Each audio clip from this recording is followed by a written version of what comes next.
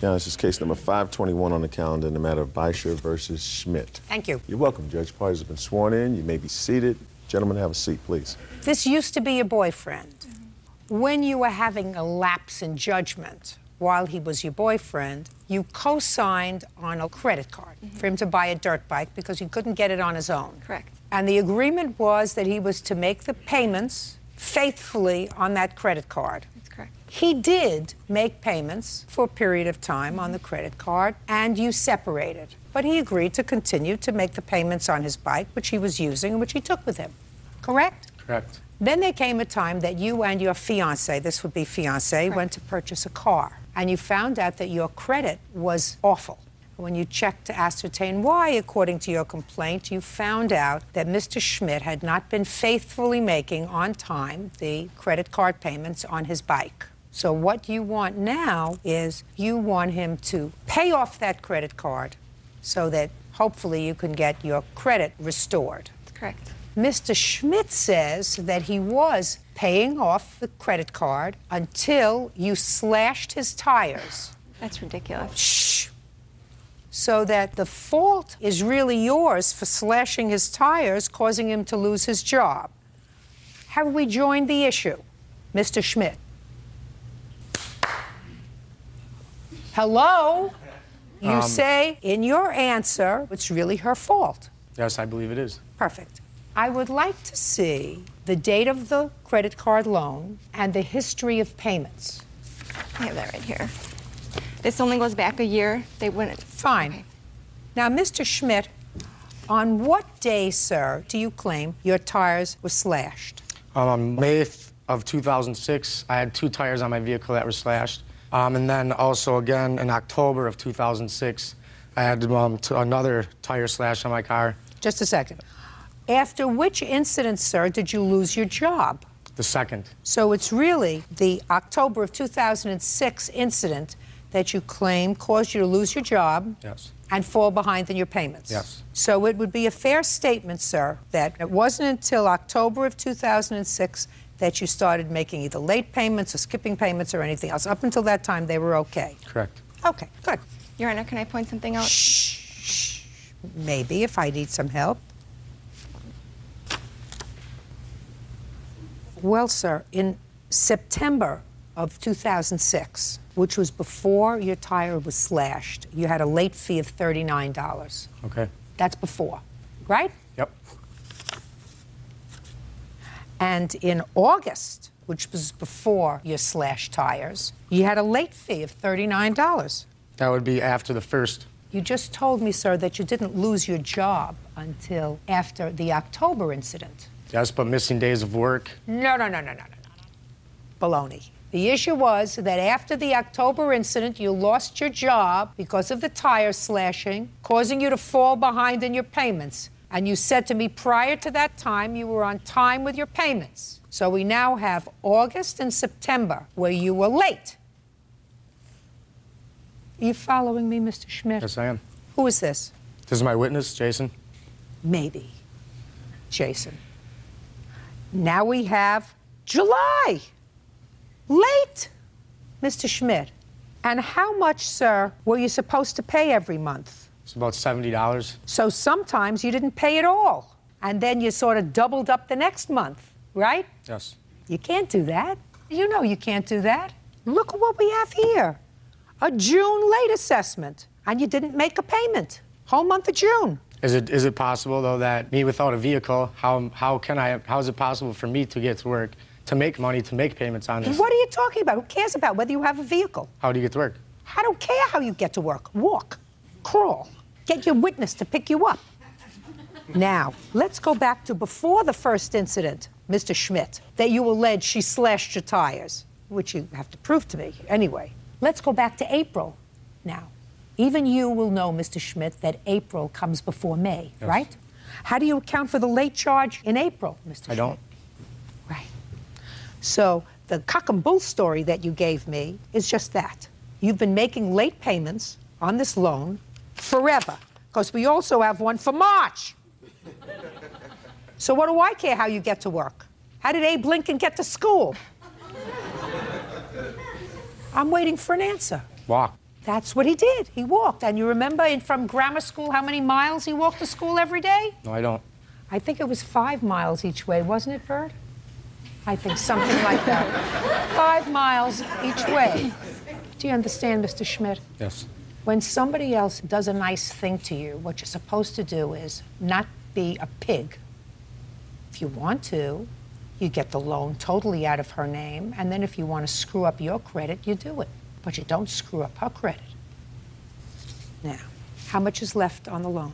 The grand total is about $6,700. Well, the maximum I can award you is $5,000. You understand that, and the check will be directly to the credit card company which holds the loan. Yeah. You're still responsible, as is he, for the remainder of it, Right. and he's responsible to pay it. Right. Who do you work for? I actually just got a new employment job. It's DeLuca and Tobin. It's a drilling company. Well, you would have no objection if they deducted the remainder of the balance, anything over $5,000 from your check, would you? Listen to what I just said. You owe the money. You have the dirt bike, don't you? Yes. The maximum I can give her is $5,000. That will be made directly to the credit card company. You still owe them about $1,600. Are you prepared to sign an authorization to allow them to take the remainder of the money at periodic payments out of your check? Yes. Perfect. We will prepare that order and send it over to the drilling company and any other company that you might work for subsequently. Do you understand? Yes. Perfect. Judge Judy continues in a moment. Mr. Schmidt, you sure you want me to do this to your friend? You sure you want me to do this to your friend? Yes. Be my pleasure, sir. And later today, You can't complain about it if somebody says, this is really funny. I want to send it to everybody that I know who knows this jerk who posted this on Craigslist. real cases, real people. Judge Judy. Ashley Beischer claims the father of her child, Joshua Schmidt, owes for a $5,000 loan to buy a motorcycle. Joshua is countersuing, claiming Amy slashed his tires twice. Okay, let's get to the slashed tires. Did you slash his tires in May? Absolutely You don't not. look like a tire slasher. No. You didn't see her slash your tires, did you? No, I didn't. Did you? I did not see her, no. Step up. Your name? Jason Jason what? Moyer, How do you know her? through him. When was the last time you had any contact with her? While. A while is not a month, Well, a I year. don't talk to her, but I've seen her around town. When was the last time you had contact with her? Last fall, her around there. Tell me about that contact. Well, Look at me. I was at the bar and I had walked by and Bar, what bar? Krieger's possibly. What do you mean Krieger's possibly? Well, it was either that bar or another one over there. What time? Probably 8 or 9 at night. What date? I'm not exactly sure. What month? October or November. Mr. Schmidt, you sure you want me to do this to your friend? You sure you want me to do this to your friend? Yes. Be my pleasure, sir.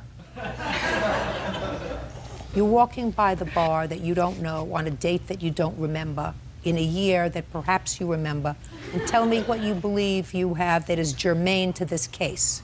Well, I had heard her and her friends laughing about how his tires had been popped.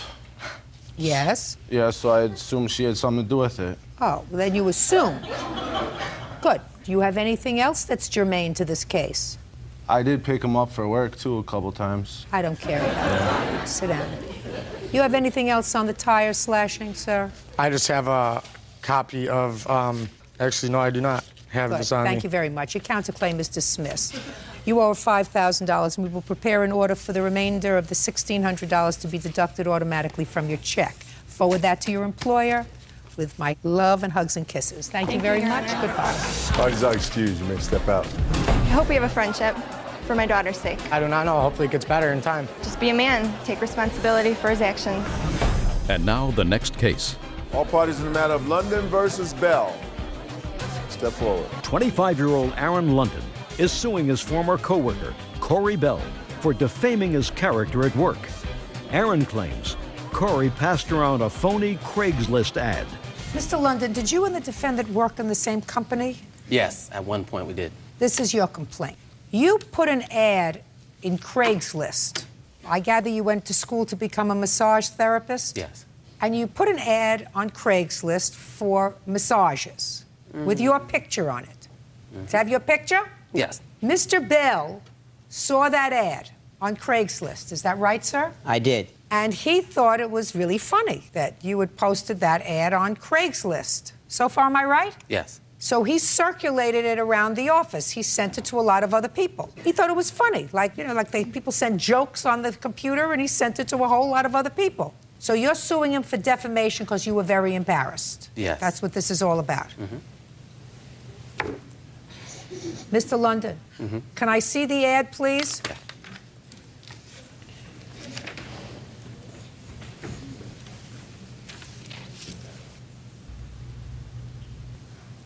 Okay. So this says, hello, ladies. Imagine casting your eyes upon this gorgeous whatever. It's got pictures of you, right? And it says, massage for big, beautiful women. Reply to personals, it looks like a number at Craigslist.org. And when people reply to this personal, they get you. Is that right? Well, they get transferred to an email, yeah. But it's you. No, not in this particular case. There's a little bit more to the story that hasn't been revealed yet. Sir, all I want to know Yes. is, it comes back to you. Yes. Now, is this the same ad that you sent to other people? Yes. You didn't modify it in any way. No, didn't modify You didn't it. change it. You didn't add words. No, You didn't. no, I didn't. I just sent the link. You sent the link and you said, take a look at this. That's it. That's not a crime, Mr. London. That's not a crime. That's not a lawsuit. Yeah, there's a little bit more to it. Well, though. give me Can I- 30 seconds, sir. That's what happened. You put this Well- ad that you didn't want to be circulated among your No. office mates. He circulated it among your office mates. If you didn't want it out there, you shouldn't have printed it. Well, no, that actually isn't what happened. What happened is I work for the bank, and I also have a personal training and massage therapy business, like you said. And another kind of job side hustle that I do is I write personal ads for Craigslist. Also ads for businesses, whoever needs advertising. Very nice. who I'm lacks- not an advertisement for you, sir. So you have a lot of businesses. You And- put this on Craigslist. Yes, technically speaking. That's what But we're here for. That ad wasn't for me. Who cares I who it wrote was the ad for? for somebody else. Who cares who it was for? Who cares? He doesn't know that. All he knows is this is the ad that he saw on Craigslist. He had every right to send it to whoever he wanted to send it to. my workplace. Well, he doesn't work in the workplace anymore. I don't care. He could have sent it to the King of Siam. He could have sent it to me. He could have sent it to the President of the United States. He could have sent it to the Vice President of the United States or the Secretary of the Interior. It doesn't make any difference. It's out there in cyberspace. It's open. That's what it is. It's like sending an open letter. To send it to my job for what? For Who laughs? cares? If you don't want to be embarrassed, you don't put embarrassing things on the internet, Mr. London. If you don't want to be embarrassed, keep your private thoughts to yourself. But the ad is not mine, is what I'm trying to tell you. Can I actually tell you? Listen, what- Mr. London, I understand the nonsense what you wrote in your complaint. You said you were doing an ad for somebody else, and this was just a sample of what the ad would look like. But Mr. Bell doesn't know that because you posted this on Craigslist. But how does he know I posted it? It doesn't make any difference whether he knows you posted it or not, sir. It's here. It's out there in the world. Just like he sees it, anybody else can see it. He can send it to whomever he wants to send it. The truth of the matter is, you did post it on Craigslist. Now, did somebody tie you down and take these pictures? No, those are sample pictures. Those are pictures that The you... pictures don't even match the ad, is what I'm trying to tell you. Oh, it's yes, not we even... do. Oh, yeah, listen, Mr. London, you can tell me whatever you want to tell me, sir. This may have aggravated you. It may have upset you. It's a very good lesson. If you want to think privately, you go, I want to take it all in, and this is what I want to do. I want to keep these thoughts to myself. If you want to give massages to big, beautiful women, and that's what you're thinking about, and I'm going to see it, but I'm not going to write it in a letter to my mother or my sister or my boyfriend or my girlfriend. I'm going to keep it to myself. Once you type it in the machine and you write send, it's over. It's out there. It's in Mexico and Burma and Jersey and Brooklyn. It's all over the place. And you can't complain about it if somebody says, this is really funny. I want to send it to everybody that I know who knows this jerk who posted this on Craigslist. So, Mr. London, grow up. You want to keep things to yourself? You want to talk into your pillow. Don't talk into your computer. Case is dismissed. Parties are excused. You may step out. We were great friends. I mean, he sat on my couch. He got drunk with me. You know, we hung out together. Well, it's not necessarily what was posted. It was the intent behind it. If it was me, My friends would have sent out the same. I would have been embarrassed. Oh, okay, I got busted, I got caught. That's it. He got caught with his pants down. And now the next case. All parties in the matter of Powell versus Rust. Step forward, please. 25-year-old Brenda Powell is suing her ex-roommate, Angela Rust, for breaching their rental agreement. Thank you, Bird. You're welcome, Jay. Don't get comfy. You're not going to be here long? No. Okay. Miss Powell, this used to be your roommate. Correct. How long did you share an apartment together? It was a period of about 5 months, but it was supposed to have been 13. And then, according to your complaint, owing to problems that were generated by the defendant, you had to move. I had no choice, yes. And you moved into another apartment, and the rent on that apartment was more than your half of the rent on the apartment that you shared together. So you want her to pay the difference on your one-bedroom apartment that you have to pay now because she wasn't a good roommate. Correct. Good. That's not a case. So, sorry to tell you, we don't do cases like that because it's ridiculous. If you wanted to move back with your mother, you could have done that. Who are you? Her friend, Natalie. Natalie, do you have an apartment? I do. You could have moved in with Natalie. No. In any event, there is no cause of action for paying the difference between the roommate's half and your apartment now. Do you understand? There's no cause of action for Yes, that. there is. I was forced to move into the one bedroom. My only other option was to break the lease and pay $7,500. Well, then maybe you should have. ma'am, I offered Then maybe you to should help have her. done. I'm speaking. Then maybe you should have done that, and then you might have had a cause of action. But I wouldn't have had a place to But you live. don't have a cause of action by moving into a one bedroom and asking her to pay the difference. That doesn't happen. Goodbye. Parties are excused. You may step out.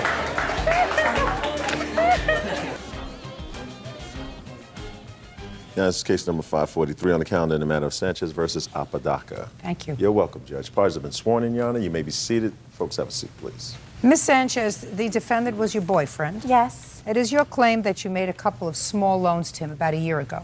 Yes. But your real problem is that recently he got angry, a little Yes. jealous, and he vandalized a car that he thought was your car that turned out to be a rental car, and you had to pay the deductible on the car. Yes. Mr. Apodaca, as far as the loans are concerned, says that these loans were gifts. There was never an anticipation that you were going to be repaid for any of this money that you laid out for him. You were boyfriend and girlfriend at the time. And as far as the vandalism to the car, he sort of admits that he did it.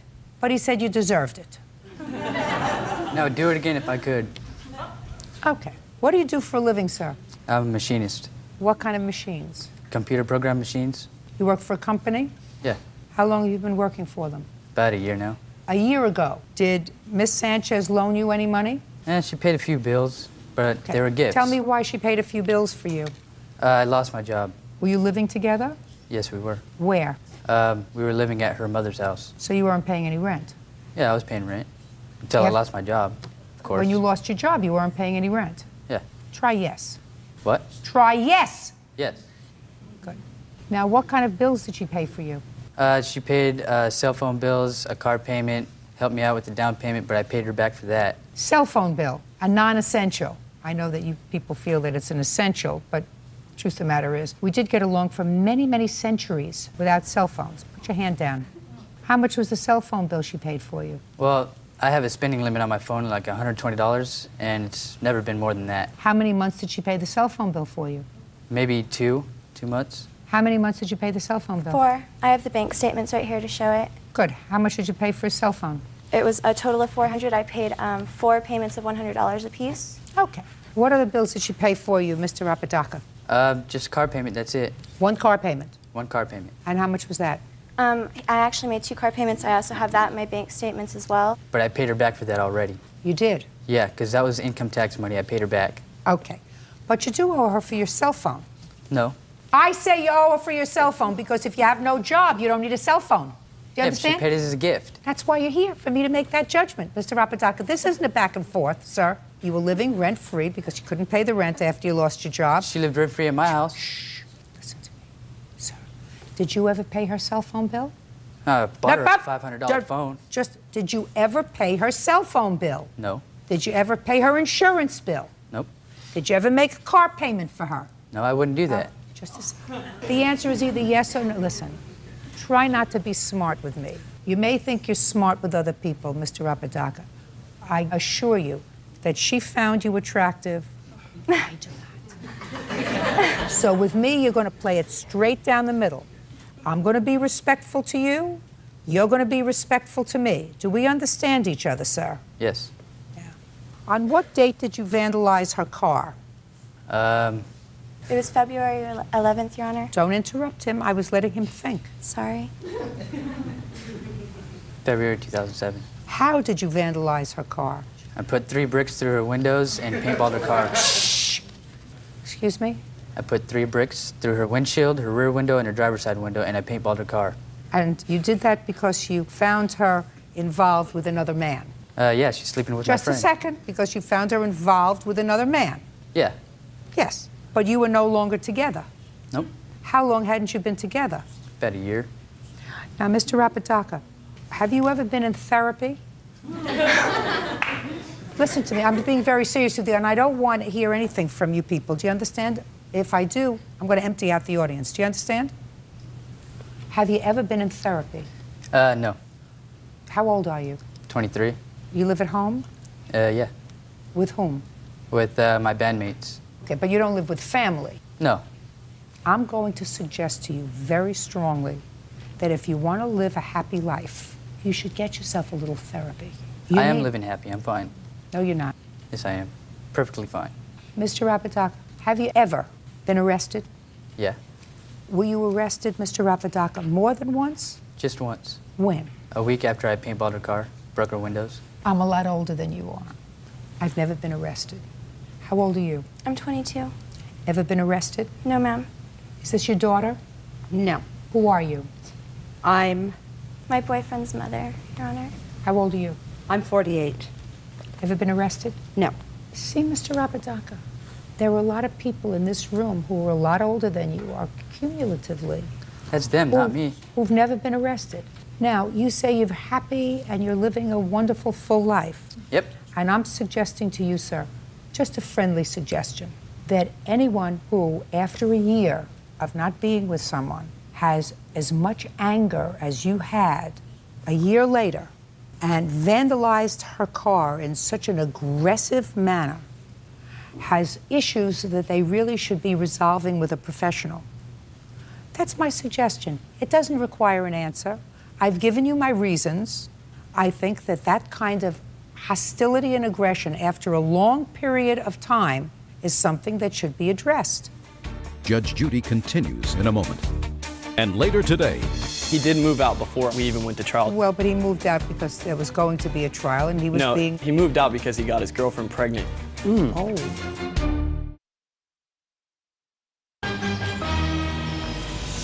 Real cases, real people. Judge Judy.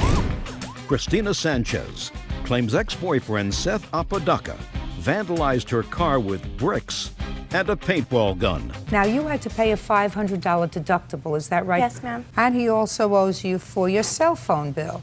And the car payments, Your Honor, he never paid me back like he said he did. Well, I'm not sure. I have an email right here from him that actually has me asking him why he doesn't think he has to pay me back the money, and this is dated back to September I want to see what he 2006. says. It's a bit vulgar, Your Honor. I'd like to see just what his answer is. If you say it acknowledges the debt, I'll be glad to read it. It starts at the bottom and works its way up. Madam, he does not acknowledge the 2 car payments. He owes you $900. $500 for the vandalism that he did on the car and $400 for the cell phone. I'm not getting involved in the stereo that you say you sold to him for $200. That's nonsense. That's all. Judgment for the plaintiff in the amount of $900. That's all. Parties are excused. You may step out. She's psycho. She's always causing problems with me, always wanting to fight. I thought he was a good guy, and the fact that, I thought we were going to be together. She has my friend, she's living my old life. But he wasn't. It was the first time that I had, seen them together. Can't help what happens. Like, you can't help who you love. I got angry, knocked on the door, wanted to call him out so I could fight him. He was there for me when Seth left, when I was pregnant. He didn't come out, so I got angry and smashed her car windows. I think it's just like the judge said, he needs a lot of therapy. When someone breaks up with you, move on with your life. Don't stick around with friends. And now the next case. All parties in the matter of Gossett versus Roten. Step forward, please. 20-year-old Andrew Gossett is suing his ex-roommate, Brandon Roten, for breaking their apartment lease.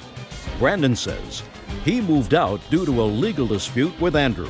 Where do you gentlemen come from? Wichita, Kansas. Wichita, Kansas as well. Who lost their luggage? You had no clothes? No clothes, ma'am. Let me see the outfit that you got yourself put together with. Not bad.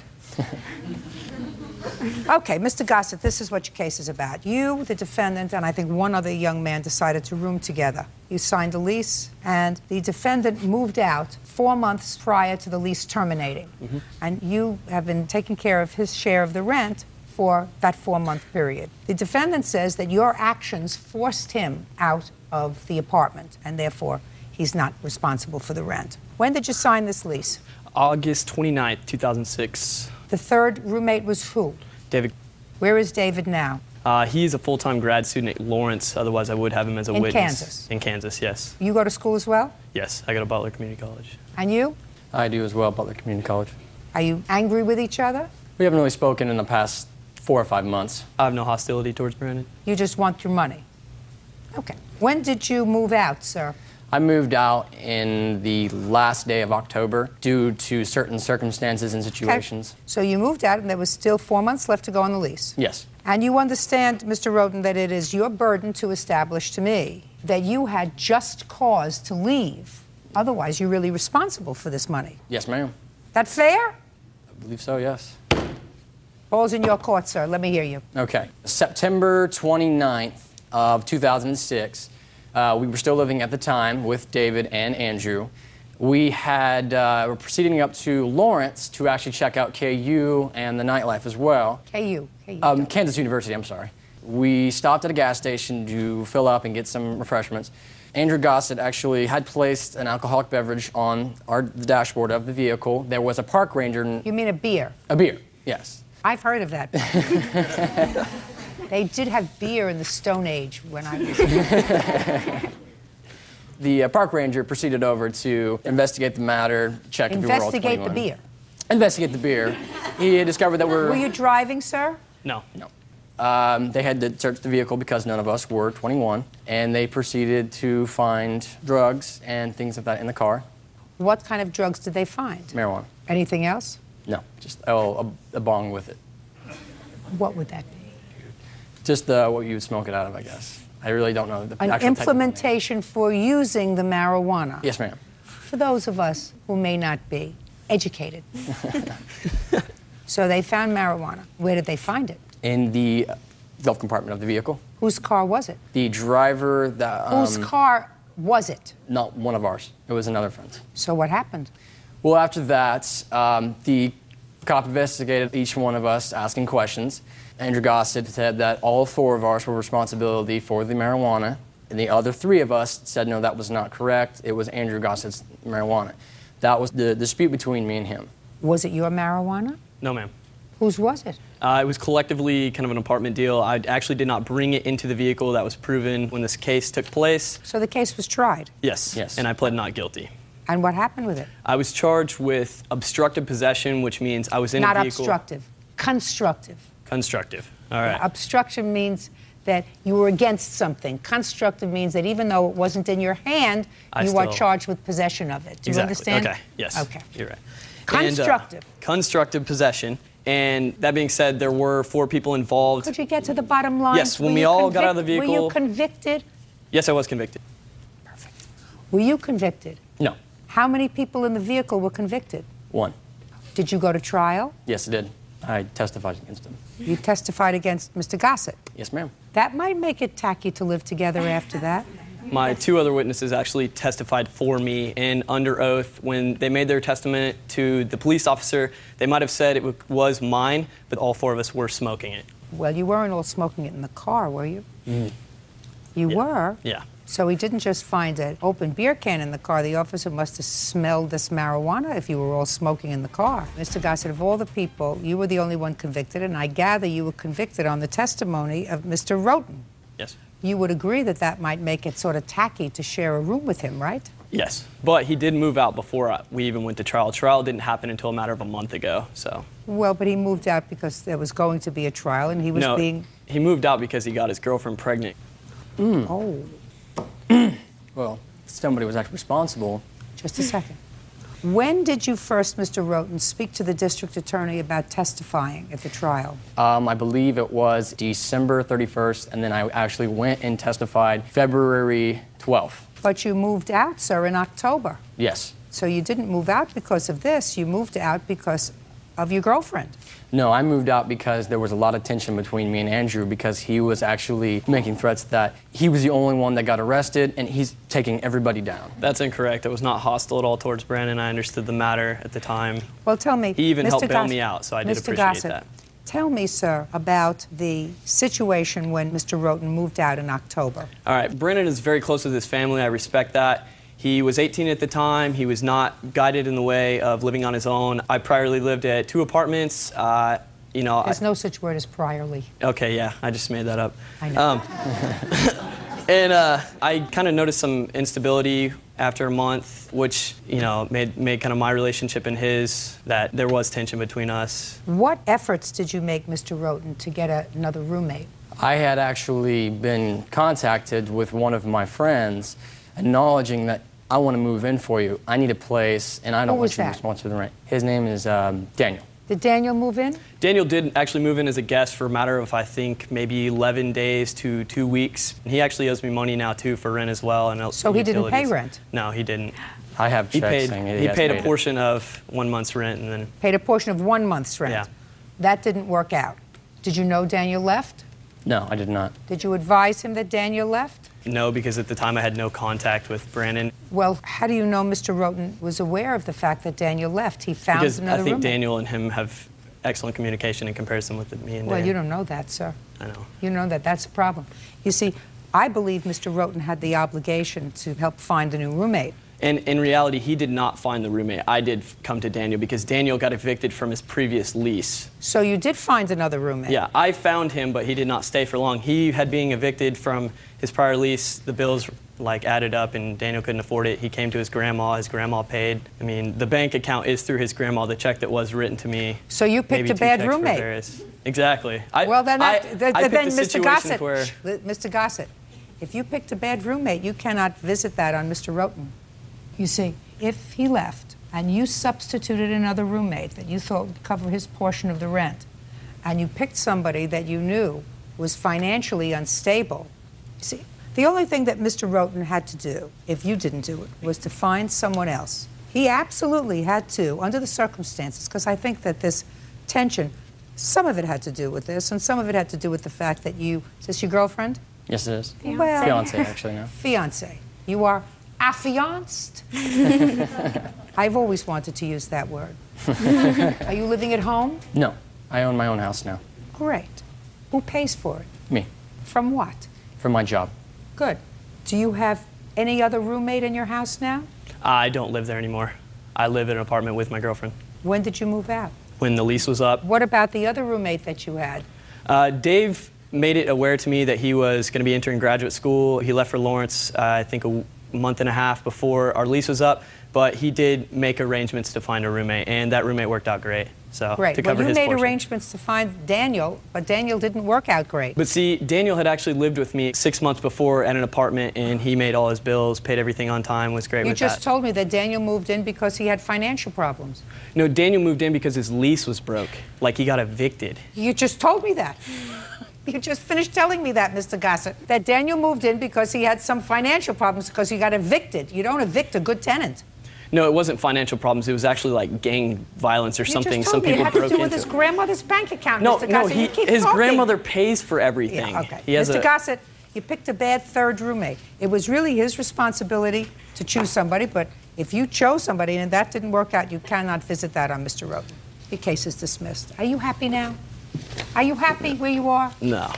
You're not happy where you are? Oh, I'm happy where I am now, yes. Are you happy where you are? Yes, ma'am. Go back to Kansas.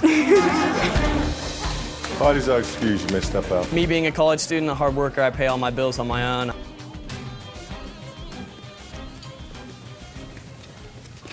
Yeah, this is case number 561 on the calendar in the matter of Paust versus Cabradilla Sarbacher. Parties have been sworn in. You may be seated. Ma'am, have a seat. What's your last name? Sarbacher. This is your fiancé. Yes, ma'am. Is that right? Yes. Correct. Why don't you sit down? Okay. This used to be your husband. Yes, ma'am. You have children together? One child. How old? She'll be 6 in June. Do you see her? Once in a while. How long is once in a while? Once a week, once every 2 weeks, once every 3 weeks? Once every other weekend and twice a week. Good. You support her? Yeah. Send support? Yes. Does he send some support? No, ma'am. Actually, he has a contempt order against him next month because he hasn't paid his child support since May of last year. Which I have paid with our tax return, ma'am. Well, you're not supposed to let it go. You're supposed to pay every week. That's when a child eats. Daily. Yes. There's been a recent hardship in our family. Like what? A new child. That's not a moving, hardship. And moving. That's not a hardship. Okay. A new child is not a hardship. You take on the responsibility of a new child, understanding that you have a prior responsibility to other children that you made, sir. Yes. So that's not a hardship. Hardship is when somebody has a terminal illness and you have to spend money on that. That's a hardship. New child and a move is not a hardship. Should have paid your child support. There's no excuse for not paying your child support. This is my problem with your case, which I'll explain to Bird because I know he's fascinated. You two have been divorced for how long? 3 years. When Mr. Poust left, he left an old trunk. The trunk belonged to his grandfather, World War II trunk. He didn't take it with him. He left it on the porch. So she kept the trunk. They're divorced, nobody's asking for the trunk, nothing. All of a sudden they have a new baby, and they think it's really nice thing if they redid this trunk for the new baby. So he says to her, I want the trunk back. Where's the trunk? She says, I gave it to my fiancé. That's why I told him to sit down, because he's irrelevant to this whole process. You live with him? I do now. So the trunk is in your house? At this time, yes. Right. When I gave it to him, he wasn't living. I don't care. Okay.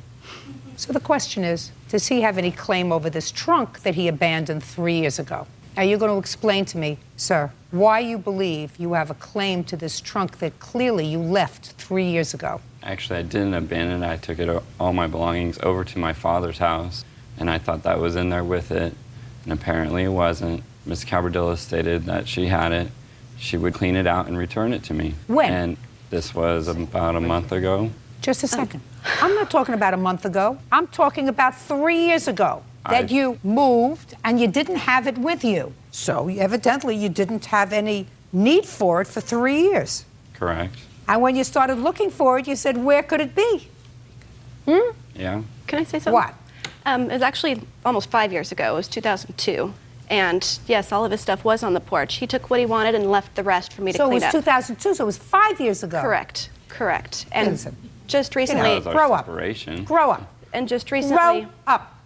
It wasn't him If asking... she had thrown it in the garbage... I would have taken that as an answer. Well, she didn't throw it in the garbage, and she's not happy with you because you had all these emergencies in your life when you weren't paying child support. She stated she'd clean it out and return it to me. That was my assumption. Well, that was a month ago. She changed her mind. And actually, that's... Shh. She changed her mind a month ago. Now, let me just tell you this. This trunk has no sentimental value for you. That's correct, ma'am. It has some sentimental value for him. And you do have a child together. So what I'm saying to you is, it would be a nice thing, and I don't care about the fiancé. I find him, in this whole case, totally irrelevant, which is why I told him to sit down. Because if he was to say to me, she gave me the trunk and he's not getting it back because it was made to me as a gift, and I don't care what happens, whether it creates friction between them, whether the child's going to suffer or anything else, I want my trunk, I would have no use for him. Now, I've spoken to you for a relatively short period of time. You look like a nice lady, and you sound like a nice lady. And I don't think that you would pick a guy who was so nasty. No. So I don't even want to hear from him. It all has to do with the two of you. I would never award him this trunk because he abandoned it 5 years ago. All I'm saying to you is, like it or not, you married him, you had a child with him. Can I say something about that, Your Honor? No, not yet. Okay. I'm not finished. So if you want to keep things peaceful, and since you have no sentimental value attached to this trunk, I think you should give it back to him. But that's just my opinion as a human being, not as a judge. Because my opinion as a judge is he abandoned the property 5 years ago and he can't all of a sudden have an awakening like Rip Van Winkle. Now you can say what you want to say. I do agree with that, but on the other note, her using this trunk as a vendetta against me to basically not see my child and out of jealousy to not pay my child support, They're moving to Colorado come in August, and I won't be able to see my daughter. And I think some of this stipulates from that. Just a second. Did you give him permission to move? No, I didn't. Go to court. I did, and I'm going to trial pretty soon for that. Fine. Good. That's what you should do. Because if you've been seeing your child regularly, there is no basis for a move unless somebody has a health reason or something. And the fact that fiance may have a job someplace else is irrelevant. That's if I were a family court judge hearing your case. If, however, you have not seen that child regularly, when I say regularly, every time you're supposed to, unless you're sick or something, and if you have not paid your child support because you've moved on with another family, then I would say, go, be happy, and you want to see your daughter? Take a plane and go. Judge Judy continues in a moment. Would you have said either of the two stupid things that he just said? Probably not. Because they sounded silly. And you don't want to be with a silly man, do you? And later today. This is your mom? Yes. So glad that you brought them. You know why I'm glad that you brought them, Miss Jackson? Why is that? Because he actually thought that he was going to be able to fool me. Real cases, real people. Judge Judy. Clayton Powell says ex-wife Melissa Cabradilla owes for the return of a World War II trunk. Melissa says Clayton abandoned the property. Now, whether they're using the trunk as a vendetta or not has nothing to do with the fact, sir, that you abandoned it 5 years ago. Okay. Would I give it back to him? Probably. What do you want? I just wanted to state the trunk is not being used. We would have got rid of it. Just a second. Don't talk to me sitting down. I apologize. No, I said the reason it's been kept and not thrown away is because it is Susan's baby items that are kept in the trunk, and that's just the safe place to keep it. We don't want to take them out and get them damaged, and so that's why. Get a plastic container and put the stuff in plastic containers. That's the most ridiculous thing I ever heard. I'm talking about keeping a mother and a father of a child not at odds with each other over a piece of property that bears no sentimental value to you, giving it back to him, so you say, I'm removing this irritant. And you're talking to me about storing baby clothes? Sit down. All right, well, I did offer to sell it to him, if he wanted it. He's not a genius. I wouldn't follow him across the country. It's actually my job. Listen to me. Is it your job? Right. I wouldn't take him with me. There's something not clever about him. He doesn't get. I know that you get what I just said to you. Would you have said either of the two stupid things that he just said? That you're using it for storage is one, and that you don't want the stuff destroyed so that you can't put it anyplace else. And two, that he offered to sell it. So he clearly wasn't listening to what I said. Would you have said either one of those stupid things? Well, it was to. No. Would you have said to me in court? Probably not. And you wouldn't have said them in court because they sounded silly. Silly. Right. Sorry. Right. And you don't want to be with a silly man, do you? You already picked one guy who's not too swift. You want to pick a second one? I would think twice about it. In any event, I'm not awarding you the trunk, sir, because you're not entitled to it. You abandoned it. I will, however, say to your ex-wife that if I were her, I would say, you know what? I'm going to have to be attached to him for the next 12 years at least while my child is a minor. Give him back the trunk. Remove this piece of stuff that's in our lives, and we're going to move on. Where are you supposed to move to? Colorado Springs. You have any family there? Friends. That's all. Parties are excused. You may step out. The divorce decree stated it was mine. He abandoned it 5 years ago. That's my grandfather's. He had it from World War II, and basically that's why I wanted it back, sentimental mostly. We would have liked it back because it is sentimental value. It's actually Greg's trunk. I gave it to him before we were even seriously dating. They want it that bad, they can come up with $100. I'll try and come up with it just to see what happens. And now the next case. All parties in the matter of Paradeza versus McQuay Jackson, step forward, please. 18-year-old Jenny Paradeza is suing schoolmates Samuel and Stephen McQuay and their mother, Evelyn Jackson. Jenny claims the boys stole her school backpack. You can sit down. Thank you. Ms. Paradeza. Yes, Your Honor. You're a high school student? Yes, that's correct. According to your complaint, you had some trouble with your car one day in school, and security guard was helping you out, getting it started, and you put your book bag and your valuables down on the ground. Yeah. And your property was stolen. and it is your claim that the defendants and others were responsible for taking your property, and you want the value of the property that was taken and a little bit extra to punish them. Correct. The defendants, while they acknowledge that they were there, say that they didn't take the property and they're not responsible. When was your property taken?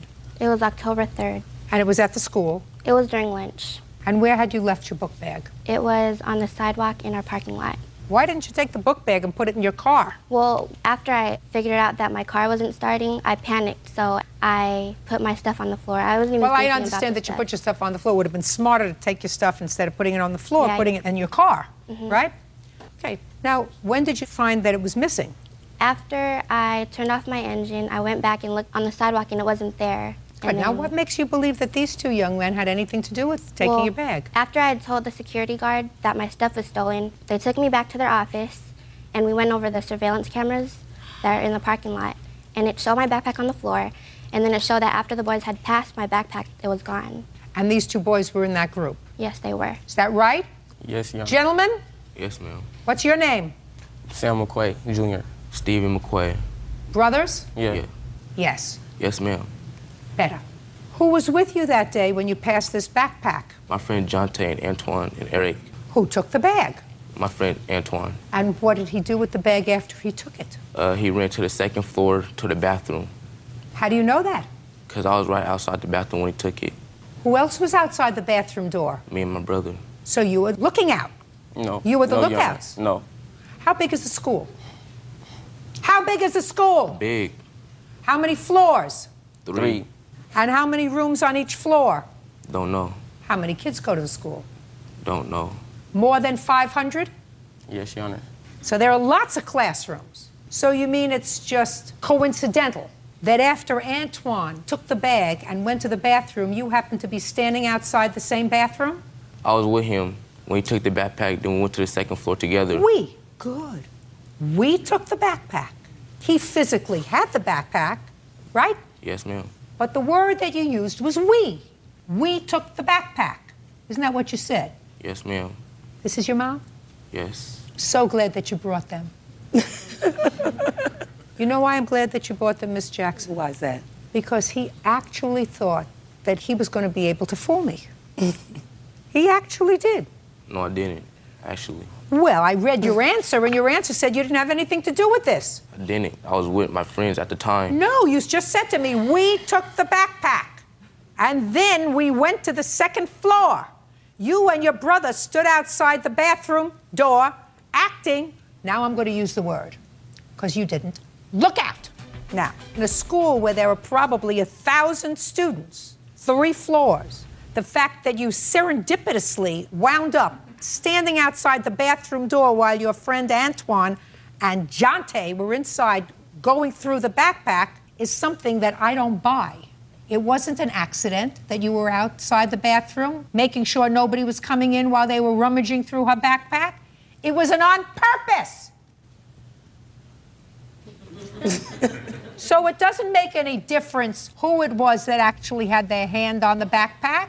You were all involved in taking it and making sure that the rightful owner didn't get it back. That's what it means when you act as a lookout. We wasn't a lookout, Your Honor. We was No. talking to some friends. We wasn't looking out. We didn't have Just nothing, talking to some friends outside the same bathroom where Antoine was going through the backpack. because that's where they were. Just listen to my statement, sir. Just coincidentally, you went from the street where Antoine took the backpack, followed him to the bathroom. He went into the bathroom to check out the backpack. And you were standing outside talking to some friends. It would seem to me if you had nothing to do with this taking of the backpack, you would want to get as far away from Antoine as possible. And that's exactly why we went to the gym. No, your brother just told me you were standing outside the bathroom. After we were standing at the bathroom for a minute, we went to the gym. And then they left out and went to the lunchroom. How do you know they left and went to the lunchroom? Because we seen them that day, after that day. No. Let's see what you say here. Let's see what you say here. Sam. Who's Sam? That's me. That would be you. I followed the guys all the way up to the second floor hallway. The other kids took the bag in the bathroom. My brother and I stayed in the hall near the bathroom only because we ran into a friend. The kids came out of the bathroom with an identification card and the backpack and threw it in the trash. No one had any money. That's not, we just stayed there and then we went out and we didn't see them come out of the bathroom. We just found out about it in the lunchroom. You say, Sam, that you saw them come out of the bathroom with an identification card and the backpack and threw it in the trash. Were you lying here? No, Your Honor. Oh, okay. Well, that's a little different story than you just told me, young man. You think you're smarter than I am? Never in your life. Never in your life. If you live to be 104, will you be smarter than I am this day? I will. Maybe so, Your Honor. You will? Yeah. Maybe so. Never happen. Never. How would you know? Because you're there and I'm here. That's how I know. That's what you think? That's how. Because you're there and I'm here. That's because in 5 minutes I was able to catch you so far in 2 lies. Not 1, but 2. Tell me those 2 lies. Listen, it's not my job to tell you. I'll give you a copy of the tape, sir. You can go home and watch it yourself. Then you can kick yourself in the behind with your own foot. You're responsible, just as if you took the backpack. Okay. You are responsible for standing outside that bathroom and acting as a lookout while your friends rummaged through it. And if they had come up with a whole bunch of money, they would have given you some of it. The point is, Your Honor, we didn't take nothing. I'm not speaking to you. Close your mouth until I talk to you. How much was your backpack worth? Well, everything that was stolen was about $750. Like what? Give me what was stolen. My wallet. What was in your wallet? It was $50. Okay. I had to replace all my IDs. I had gift cards in there, my earpiece, and a calculator. There was no earpiece in there, ma'am. I love it. I love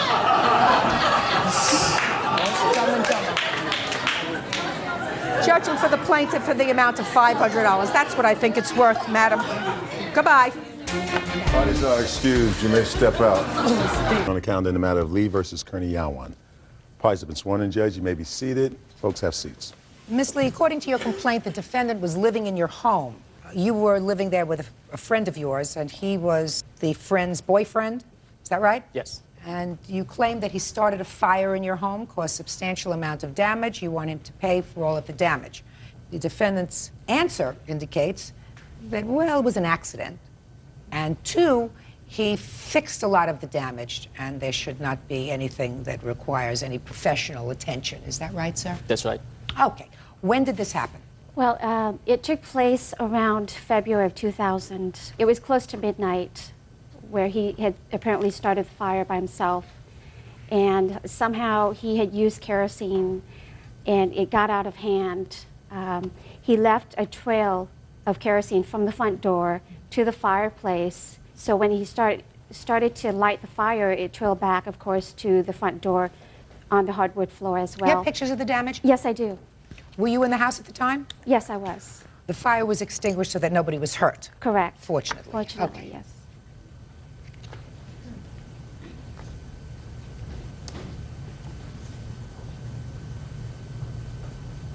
What's this dollar bill doing on your floor? Oh, I had a friend took that, and he just put the dollar bill there just to focus in on the area. I see. I assume that's the ceiling, smoke on the ceiling? Correct. Okay. Why did you light a fire with kerosene? Well, well over here. Okay. Well is not an answer. That's actually the part that is not true. I didn't try to lit up the fireplace with the kerosene. How did you light the fire? Well, okay, the truth is that I think it's about on June last year, and it's not on February. You needed a fire in June? Yeah. Was it very cold? June 31st, yeah. It was very cold. Where do you live? In Seattle. Even in Seattle, it's cold enough in the summertime that you have to light a fire? Yeah, sometimes. Sometimes it can get really cold, yeah. And I noticed at that time also it was raining outside. What time of the day or evening did you light this fire? Well, that's the thing that I'm not quite sure also. I have already totally forgot about this whole incident. How many fires have you lit in your life that caused damage? Yeah, that's... How many is the question? This is the first time. Then I would remember it. Do you understand? You almost burned the house down. Yes. How did it happen? Okay, I Do have you a remember dream. how it happened? Yes, Sir? I remember. You remember clearly how it happened? Yes. Go ahead. So at that time that it was late at night, and then I was setting up the fireplace, and then after that I go make myself a drink. What time were you setting up the fireplace? It's probably around 10 o'clock. Didn't you have to get up early in the morning? Yes, I do. Because that I thinking that I was just going to set up the fireplace for about an hour, and then after that I will No, slowly, sir. extinguish it. You thought you were setting up the fireplace and what? For about only an hour. Fires don't last for only an hour.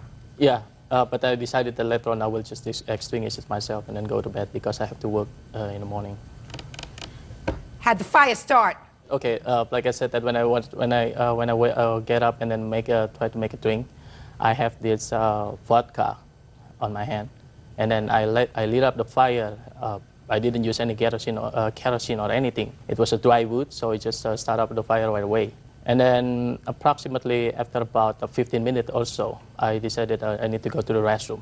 So I go to the fireplace, then put more wood into the fireplace. And then at that time, I put the glass with the vodka in front of the fireplace. And then I just totally forgot because that it's dangerous. Had a little too much vodka.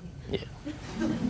Unfortunately, yes. Had a little too much vodka. Yes. There you go. I knew we were going to find the answer, sir, if we just kept going. So it wasn't an accident, it wasn't on purpose, it was caused by you having a little too much Stoli, or whatever you were drinking. That's right. Right? Mm-hmm. So you have to take care of the damage. Now, what did you do to take care of the damage? Well, the next morning that I told... Fire department came? No, it didn't. Even though the fire alarm went off because of that. No firemen came? No. Your Honor, my son, the fireplace was about 10 feet away from his front bedroom door. And when he heard the alarm went off, he quickly went out. He went to the front yard, took the hose, and came in and hosed it down and extinguished it. There was damage. Damage to the floors, damage to the door, damage to walls, soot. What did you do to fix all that? Well, I told my ex-girlfriend that I feel responsible for setting up the fire, causing the fire. Of course. Yeah. You are responsible. And then I feel bad about it, and then I'm going to fix it. So the next morning, I didn't go to work, and then I start from the painting the front door because it got the smoke stain on that front door. And also after that, I also fixed the hardwood floor just by sanding it, and then. Did you buy a sander? No, just like the sandpaper. That's not the way you fix a floor, sir. You don't take a little piece of sandpaper and just go over areas. You got to do the whole floor. Yeah. That's the thing is that because I noticed that only like there's like a small black stain on that hardwood floor caused by that fire. So you just took a little piece of sandpaper and went over it. Mm-hmm. What else did you do? And I also paint the ceiling, not the ceiling, but the wallpaper. You painted over her wallpaper. Mm-hmm. Only on the portion that got the smoke. You're not a decorator, are you, by profession? Huh? No. I didn't think so. So that's what you did. You painted over the wallpaper. You took a little piece of sandpaper and you went over the floor in certain spots, mm-hmm. right? Yeah. And you painted over the front door. Now, before you painted over the front door, what did you do to get off the soot and the smoke and where it had been charred? Did you sand it down? Did you remove all the paint? No, I didn't. You just smeared a coat of paint over it. That's right. I'm not a handyman, so.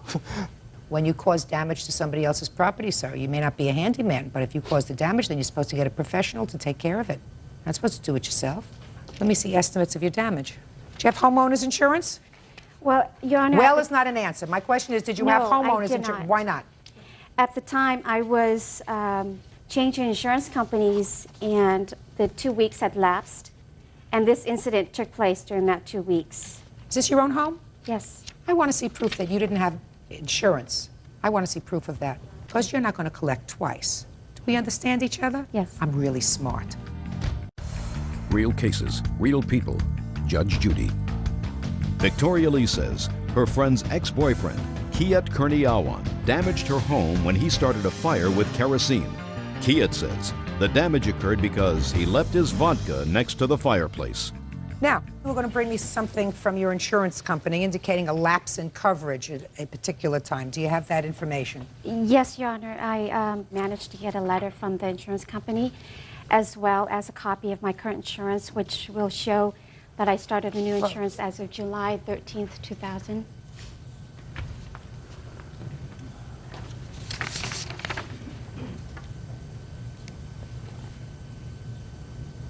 And that's in Seattle, Washington? Yes. When did you purchase the home? January of 2000. How much did you purchase it for? $240. You have a mortgage? Yes, I do. What's the mortgage? $189. If you have a mortgage, you have to have insurance. Yes. The lender requires that you have insurance, and if you don't have insurance, they get insurance for you. So if you had to show proof at the closing that you had insurance, everybody knows that. What kind of business are you in?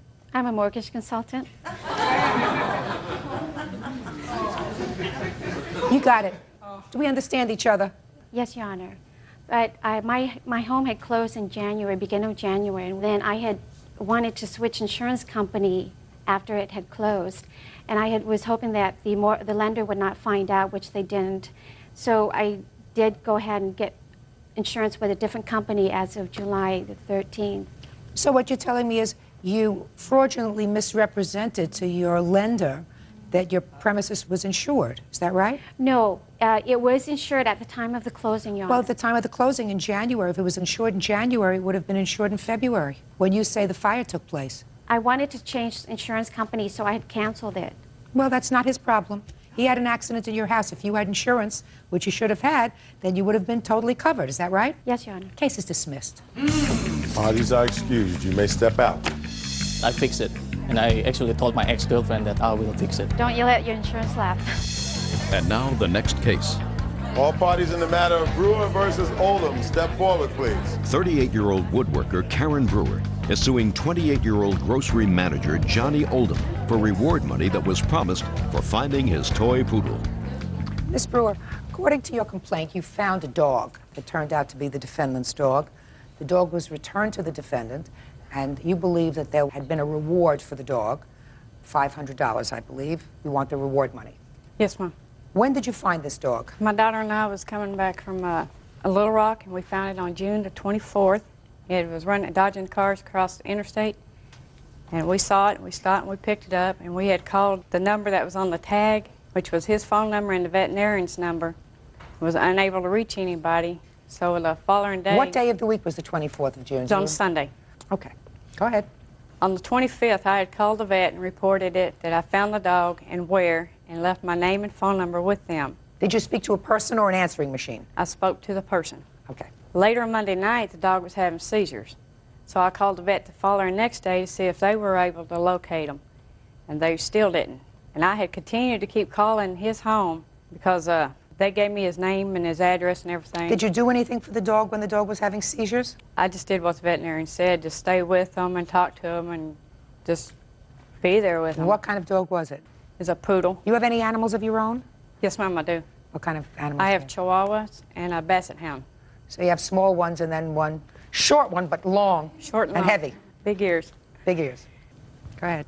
I'd continued to keep calling all week, and we finally got a hold of him on Friday, or to his wife. Almost a week later. Yes, found the dog on a Sunday. The following Friday, you Yes, got ma'am. in touch with him. Okay, you spoke to his wife. I had spoken to his wife, told her my name and phone number, and that I had found the dog and where, gave her my address for them to come pick it up. And she had told me about a reward money. Where's your wife? She's at home with our children. Go ahead. I didn't even know anything about the reward money. His wife had told me, and she said that they have not told their kids because they didn't know what to say to their kids. Did she say she was paying the reward money? No, ma'am. She said that a kennel was. So who came to pick up the dog? He did about an hour later. And you gave him the dog? I gave him the dog. Did you have a discussion with him about this reward money? He told me that he had talked to the kennel, and the reward money still stood since I had found the dog, and he's going to make sure I got the reward money. That's So what he said to you? That's not what Shh, just a second. That's what he said to you? That's exactly what he said in front of my daughter and my son and nephews. Okay. And you never got the reward money? No, ma'am. He went and picked it up. Okay. Now, Mr. Oldham. Yes, ma'am. I gather that you were on vacation, which is why the dog was kennelled, according to what I read in your papers. Yes, it was. When did you go on vacation? I left on a Saturday afternoon. And how long were you and your family away? Till Thursday afternoon. No, ma'am. I'm sorry, we got back on a Friday. I apologize. Good. Now, during the time you were away on vacation, you had no idea that this dog that you had put in a kennel, No. right? Let me finish my question, then you can say no. While you were away for that week, you had no information that your dog that you had placed in a kennel had somehow gotten loose, escaped, been lost. Is that right? That's right. So you get home Friday, and you get a call from the plaintiff, Yes, ma'am. who told you she had your dog. Yes, ma'am. And you went and got your dog. That's not exactly how the events took place. Well, tell me how they took place. Okay, we got back home that afternoon, and my mother-in-law called me, first of all, and told me that a dog had been stolen from the kennels. She said she didn't call us when we were on vacation because she didn't want us to bother us while we were on vacation. There was nothing we could have done anyway. Good idea. See how smart your mother-in-law is? Very smart. Very smart. So we directly after that, we called the kennels, and my wife talked to her, and my wife lost it. She was bawling, and I got on the phone, and I told her, I said, how can you tell me that my dog was stolen and it was the only dog stolen? She said, well, it was, and I told her I was to be right there. I went down there to talk to her person to person. Now, the kennel and your vet are two different people, is that Yes, right? ma'am. Okay, go ahead. So you went down, you spoke to the kennel people. What happened next? Well, she called 5 minutes after I got off the phone. Fine, so that's what I said before. I'm She sorry. called you. She called me 5 minutes after I got off the phone with the kennels. Did you ever call your vet? Yes. Pay careful attention to what I'm asking you. When you called your vet, did your vet advise you that they had received a telephone call days before from the plaintiff? No. Did you ask them? Yes. And what did they say? They said they received a telephone call from her asking about our dog. Well, that's what I'm asking you, sir. I'm not playing with you. I'm sorry. I They didn't understand the received a question. telephone call from the plaintiff days before Yes, ma'am. saying, I found this dog. Here is the tag number. No, ma'am. They called. She said that the information that they asked was they wanted to know about the dog. They wanted to know information about my dog. They did not tell her that they'd found my dog. They said they wanted to know information about my dog because it had seizures. Oh, I don't think that that's true, Mr. Oldman. I think you're making that up, sir. I've got a letter from the veterinarian. I don't think that that's true, sir. Mr. Oldham. I've got a letter from the veterinarian also. Yeah, I'd like to see both letters.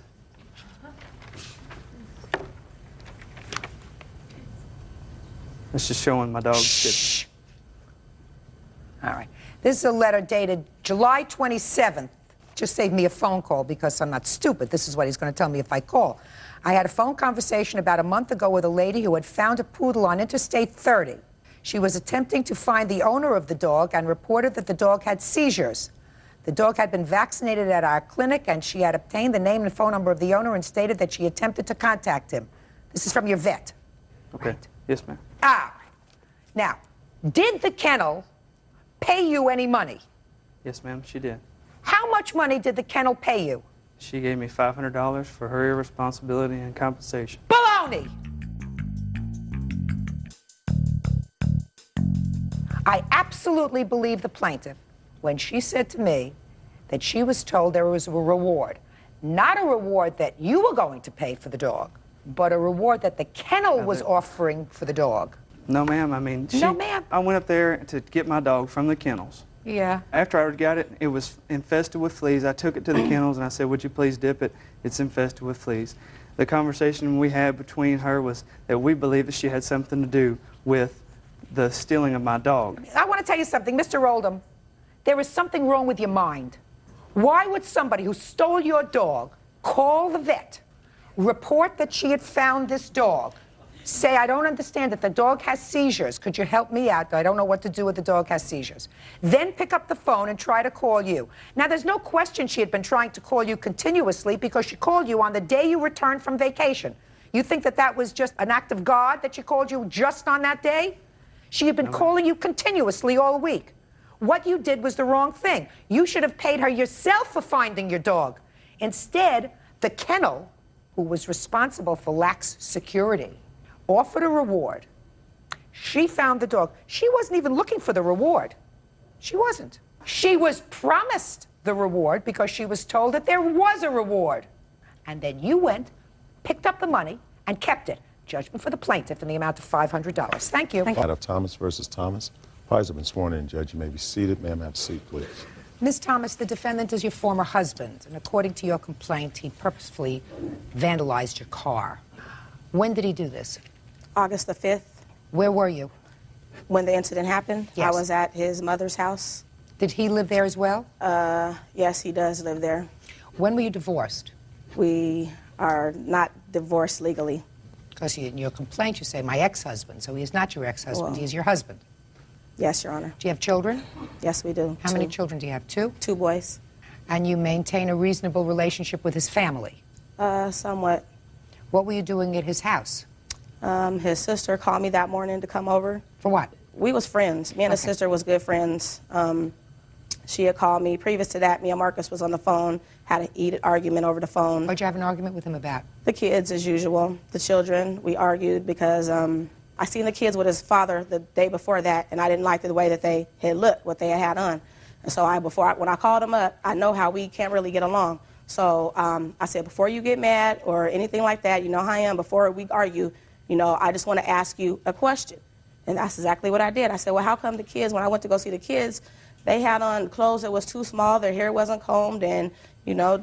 Who has custody of the children? I do. So they were visiting with him? They were visiting with their dad. Take your hands out of your pockets.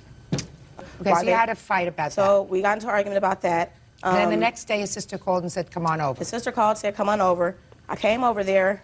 Marcus comes walking through the door, and I was sitting down. He came over to me and walked over. What's up, B? I'm not going to say the word, what's up, B? I was still sitting there. He wasn't looking at me when he said it. So I wasn't, you know, I'm like, well, I know he's not talking to me. He comes over again. I said, what's up, B? So I stands up. I was like, you're a B. So he gets done yelling. He goes outside. He's out there a minute. I hear my alarm going off on my car. I go look outside. I don't see Marcus nowhere near my car. I don't see Marcus at all. I'm thinking that he maybe left. He's mad and he left. I come back inside. I sit down. I'm like, see, that's why I don't like coming over here, because of this. Right after that, maybe a minute, he comes back in the door. He continues yelling some more. We're still arguing, calling each other names back and forth as we usually do. It's a history with us. So he's yelling at his parents then. He's yelling at them, mad at them. While he's doing that, I get my keys, and I'm leaving. And he comes out. His sister comes out with me. His sister comes out. She's like, come on, Tasha, let's go around the corner and cool off. Okay, fine. We're leaving. He comes out behind us, and he's still yelling, I hate you, you ain't nothing but a B, and da-da-da, and all this. And I'm like, well, I hate you too. So I'm getting in the car to leave, and I rolled down my window to finish arguing with him. Why? I don't know, but I did. We're arguing some more. He comes over to my car like he's getting ready to sock me, but I'm rolling my window up. So he hits my window. I get out the car. Oh, you trying to hit me, Marcus? No, I ain't trying to hit you. Da, da, da. So we're just still arguing there, calling names. I get out the car. I go to my trunk like I'm getting ready to get something to, you know, fight him back with. And I'm like, no, because the last time I was here, last year, we had an incident before, you know, where I got hit and, Why didn't you just drive away? That's what I did after, you know. Well, no. Why didn't I drive away at the beginning? You're in the car. You're exchanging words. Mm-hmm. You could have started the car and driven away. Why did you get out of the car and go to the trunk? Because I was mad. I wanted to find a bat or something in the trunk to fight him with. And what were you going to do with it? You're going to hit him with it? Mm-hmm. So then what happened? We're still arguing. I'm getting ready to drive off. He picks up a steel pole and just scratches my car. And I'm like, oh, you scratched my car? Liar. So I drive off after that. I turn around. His sister's in the car with me the whole time, seeing everything. We drive around the corner. I get out and I look. I seen the scratch that he did, and I seen the license plates and just like a little dent on my hood that I did. And I told Carrie to get out. I said, see what your brother did to my car? I have a witness. This is what he did. Get back in the car, go back around. I drop her off before we get to the house, so he's still out there. So I backs back up and I go to the police station to file a report. Okay, let me see the car damage. I have pictures before the car damage and after.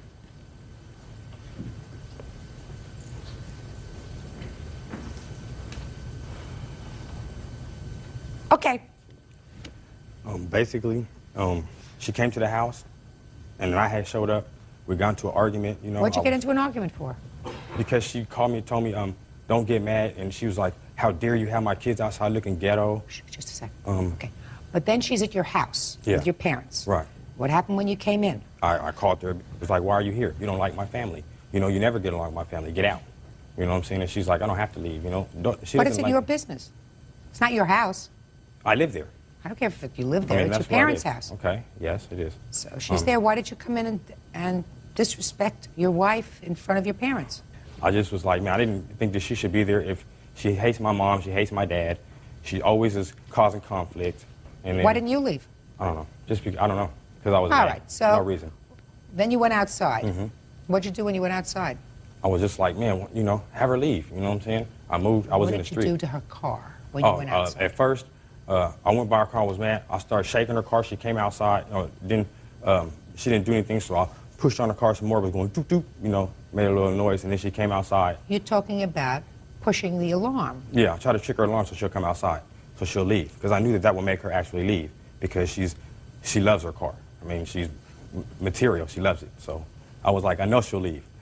So when I did that, she came outside. I was like, you gotta mess up my car. Oh man, you da-da-da. Started screaming at me too. So I was like, okay. And I was like, well, just leave. Just get in your car and go. So she gets in the car. She's like, man, you try to mess up my car, I'll shoot you. I'll smoke you. Jumps out the car, goes to the trunk, opens the trunk up, and it's like, you don't want to get shot. I was like, Daddy, you hear that? She said she's gonna shoot me. Real cases, real people. Judge Judy. Natasha Thomas says her estranged husband, Marcus Thomas, vandalized her car. Marcus says Natasha threatened to shoot him. She got back into the car. Yes. And you're still yelling at each other. Basically. Then you picked up a pole. Why? I don't know. I was just angry because she said she was going to shoot me. Well, you knew she wasn't going to shoot you because she was in the car, I sir. threw the pole at her before she got out the car. She said she was going to shoot me out the window. She said, I'll smoke you. So I threw the pole. I had a pole in my hand. And I threw it on the ground, and it bounced up and hit the door. That's when it made that scratch on the door. Then she jumped out the car and opened the trunk and was searching through her trunk like she was actually getting something. I don't even remember exactly what happened after that. Can I see the estimates on your car, please? There's an incident report, too.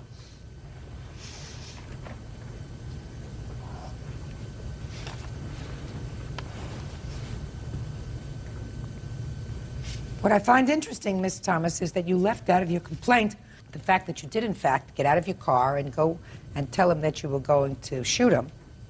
How come you left that out of your complaint? I didn't do it purposely. Okay. Well, that was pretty stupid. Yeah, it Right? was stupid. Right, because you could have gotten your car and just left. I mean, that doesn't excuse It was him stupid. damaging your car. You damaged your car. What year car is this? 2000. What kind of work do you do? It's concession stand manager at Safeco Field. What kind of work do you do? Well, I was working there, but they fired me because she said I harassed her, which I don't. So No. I work for a local 440 union doing construction. It's going to cost $1,831.25 to fix this damage. You have a car? Actually, I don't. But you know she loves her car. Yeah, she loves everything material, of course.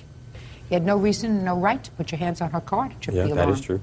That is true. Yeah, it sure is. Judgment for the plaintiff in the amount of $1,831.25. Oh, he's excused. You may step out. All right. She's just a bitter woman that needs to find a new life. Marcus needs to be responsible, learn how to grow up. She came to my house. She provoked me from the very beginning. He has a problem with himself for taking care of his responsibility. This is just one incident that she actually happened to win. As far as us being civil, I hope that can happen for the kids' benefit. And now the next case. All parties in the matter of Rosen versus Nina Cola. Step forward, please. 29-year-old computer consultant David Rosen is suing his ex-girlfriend, 26-year-old computer technician Maria Dina Cola, for an unpaid loan to move. Mr. Rosen, your complaint alleges that you and the defendant were dating for a while, and Yes. you made a loan to her in the amount of $3,000, and that was in order to help her move. Correct. Tell me when you made this loan to her. October 4th. And how long had you been dating before you made this loan to her? Approximately 6 months. And tell me the circumstances surrounding the loan. Well, first off, we met in a chat room on the internet, online, and she was moving into a new apartment, and at the time she had the money in her account, but she claimed that her father needed to borrow some money from her for some reason, which I don't really know. And so that meant that to make the rental deposit, she would need to take money out of her 401k, and I just couldn't have her take that money out for tax reasons. And so I wrote her the check for $3,000. That doesn't sound like a loan. We verbally agreed. No, tell me what you said to her and what she said to you. She said to you, I'm going to take the money out of my 401k. And you said to her, don't do that. I said, and I don't remember the exact wording, but I said, Try as on the closely condition, as you can. Yes, don't tell me something. Don't tell me something I'm not going to believe, Mr. Rosen. Tell me something Right. very believable. Right. On the condition that she pays me back within approximately 2 weeks, that I will write this check to her. Now, actually, I do have the canceled check. She doesn't dispute the fact that you wrote her a check for $3,000? The canceled check actually has an item in the memo field that I'd like says to that it see was a loan. Yeah. Just a minute. There you go.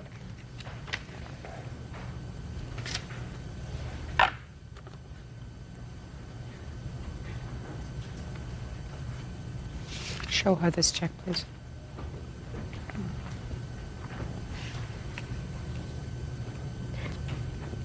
That's the check he gave me, but the part about the loan for rental deposit was not there when I cashed that check. That's possible. That's not true. It was there when the check was cashed. Mm-hmm. The pen is the same. Certainly the handwriting is the same.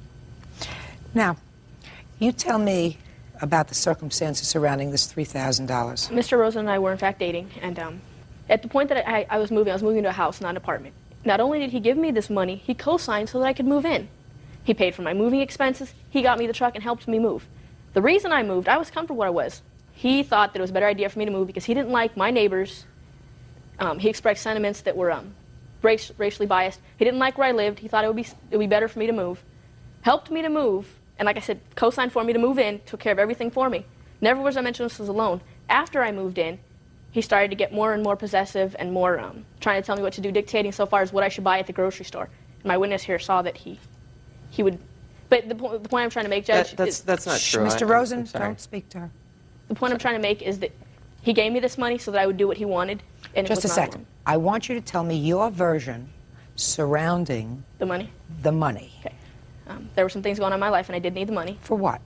Moving expenses and things like that. To move, to make sure that I was okay when I did move, get things that I needed when I moved, things like that. Okay, and you didn't have the money. No. Why? I have a child and I work, but I just didn't have enough. I didn't have that amount of money to move. It wasn't within my budget. Did you in fact tell him that you were going to take money out of your 401k? Yes, I did. We were dating. We spoke about what I was going to do. Was I going to take money out of my 401k? What should I do? At that point, he then said, I don't mind helping you out. Because at the time, I guess that was how he felt. There were other instances of him doing things like that, giving me money, buying me things. I don't want to hear about other instances. That's not what we're here In this instance, he did in fact give me the money. It was not a loan. I would not have taken the loan because I knew that I didn't have the means to pay it back. No, it absolutely was a loan. Mr. Rosen, don't speak. Now, on what date did you sign the lease? To be honest, think very hard. I'm going to say the 14th of October. 14th or 15th of October was my move-in date. That was your move-in date? Yes. I asked you when you signed the lease. The day that I moved in, I signed lease. When had you found the house? Right around the 1st of October. And who went with you to find the house? Mr. Rosen did. He actually did the looking on the internet for me, helped me find all the ones we went to look at, and he physically took me and we went. Now, how much after Mr. Rosen gave you this $3,000 did you break up with each other? I'm going to say December of that same year. Where had you been living prior to moving into this house? A condo about an hour away from where I moved. And how long had you been living there? Approximately 6 months. It was nearing the end of my lease, so 6 months, ma'am. When was your lease over there? October of that year. So you were planning on moving? No, ma'am. It was just time to either renew or decide what I was going to do. Actually, she was being kicked out for noise complaints of the place that she was living in at the time, and she needed to move. Also, as far as proof that this was a loan, I do have an email where she actually states that once she files her taxes, that she will that she plans to repay. Thank you. It's the part outlined in blue, the last line or so. I dispute that I sent him an email because after we both... Show this to the defendant, please.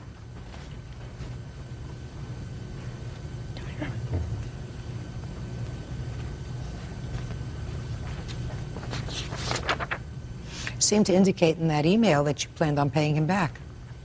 Can I respond? I did send him part of that email because he was stalking me, but the part about paying him back was not in the original email. I did not put that part in the email. I did not modify that email at all. Shh. Look at me. Don't look at her. Sorry. I did, that's a true statement. I did write most of that. I did not write about filing my taxes, only because I didn't get any taxes back and I knew I wasn't going to. I wrote that because he was constantly stalking me. And what do you think he was stalking? I was not stalking you. What? Shh. Hey. Sorry. What do you think he was stalking you for? At the time we broke up, he didn't want to break up. He said he used to leave me phone messages. Never once was there anything broke about up owing with me you. money. Mr. Rosen, if you speak to her again, is the only part of this email, madam, that you claim that he distorted or added to the part about your taxes? Yeah, because All right. Then let me read to you what you said to him first.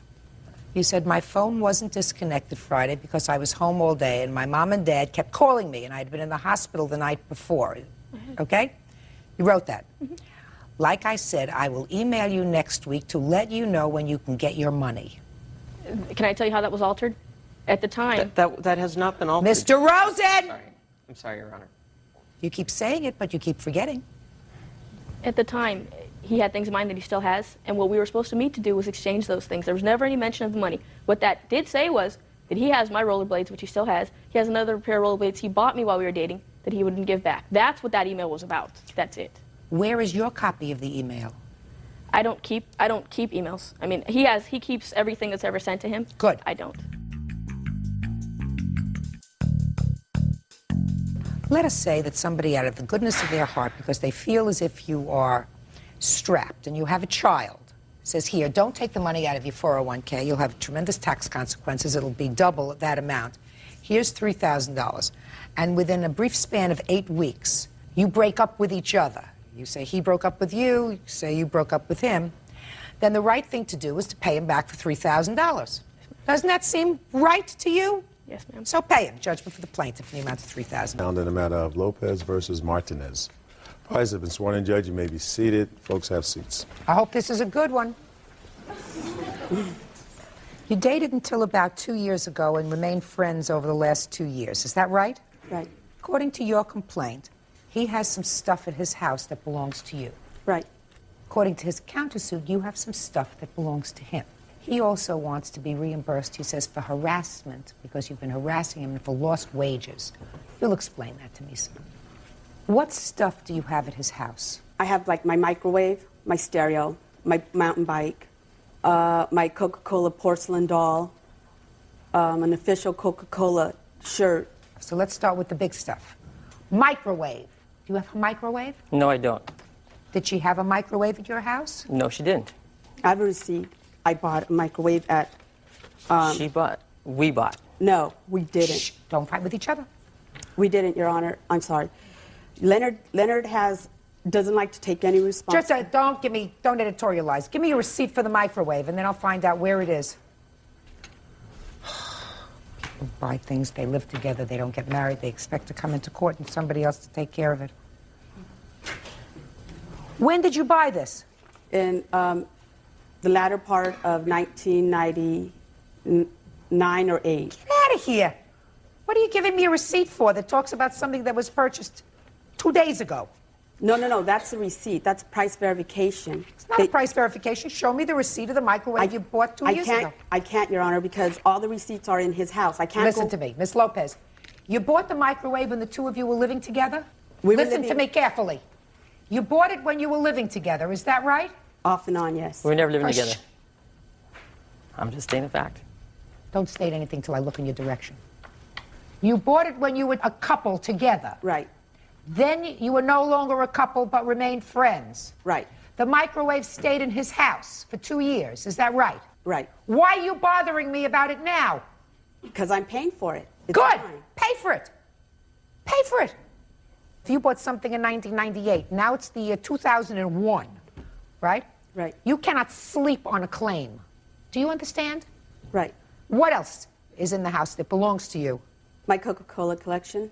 Coca-Cola collection. Right. What is the Coca-Cola collection? Coca-Cola memorabilia. What was it doing in his house? Okay, could I explain why it's at his house? That's why I'm asking you. Anything that goes into his house cannot leave. If anything leaves, it has to be returned that day, or if not, the next day. So why did you bring it there in the first place? To show him. She doesn't know anything about Coca-Cola. It's Lopez. How many things did you bring him there to show him? My Coca-Cola porcelain doll. When did you bring that? At a different time? Yeah, sometime last year. If you brought a Coca-Cola collection and he wouldn't let you take it out of the house, right? That's what you said. Right. And then you bring a porcelain doll, knowing that he won't let you out of the house, what does that make you? Stupid. No, that makes this lawsuit nonsense. And you know it's nonsense because you've known him at least for 4 years, lived there sometimes, lived home sometimes, but now all of a sudden you want me to resurrect things that have been in his house for 4 years? Come on, Miss Lopez. Why would you think that a court is going to waste their time with that? It's not that, Judge. It's, I got tired of Leonard. He started beating me up for 2.5 years ago. Bull. And then if he started to beat you up... Because he's slick, Your Honor. Just a second. If you got rid of him romantically 2 years ago, and any man put his hands on me, I wouldn't be their friend for 2 years. I certainly wouldn't bring them my porcelain dolls. What are you doing with a porcelain doll? First of all, it's not her porcelain doll.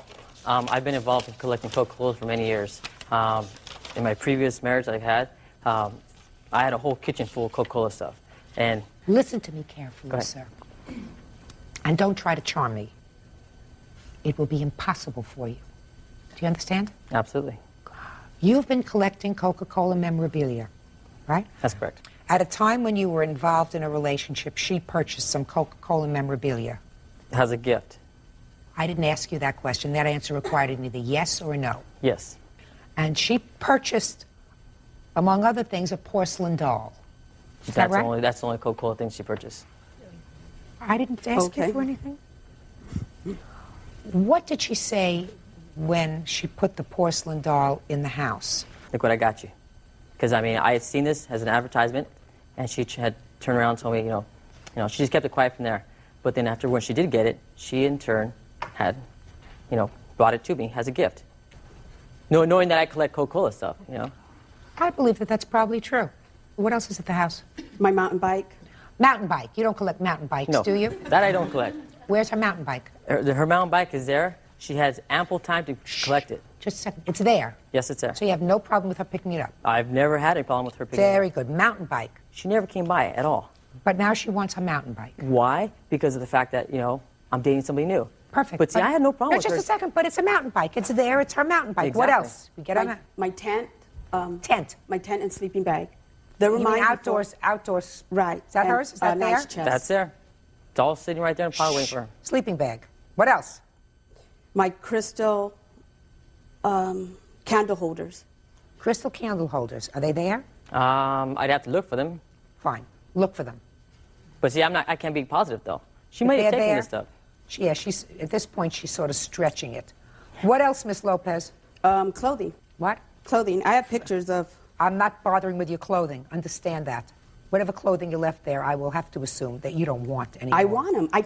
Your Honor, I can't go to his house. He calls the sheriff's on me for trespassing. You have any of her clothes at your house? No, I have none of her clothes.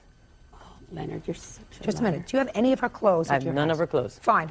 Forget it. Mountain bike, tent, sleeping bag, maybe crystal candle holders. What else? My camcorder tripod. I have no idea where that thing's at. That's in the back room, Leonard, in the bedroom. Shh. Camcorder tripod. Do you have it? I have no idea.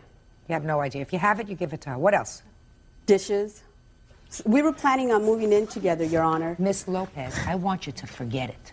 You had an old relationship with him. You continued to be friends. If you left stuff in his house for years, don't expect to come into court and have a judge go over cups and saucers and teaspoons that you want back. Real cases, real people. Judge Judy. Lisa Lopez and her ex-boyfriend Leonard Martinez are suing each other for the return of their personal belongings.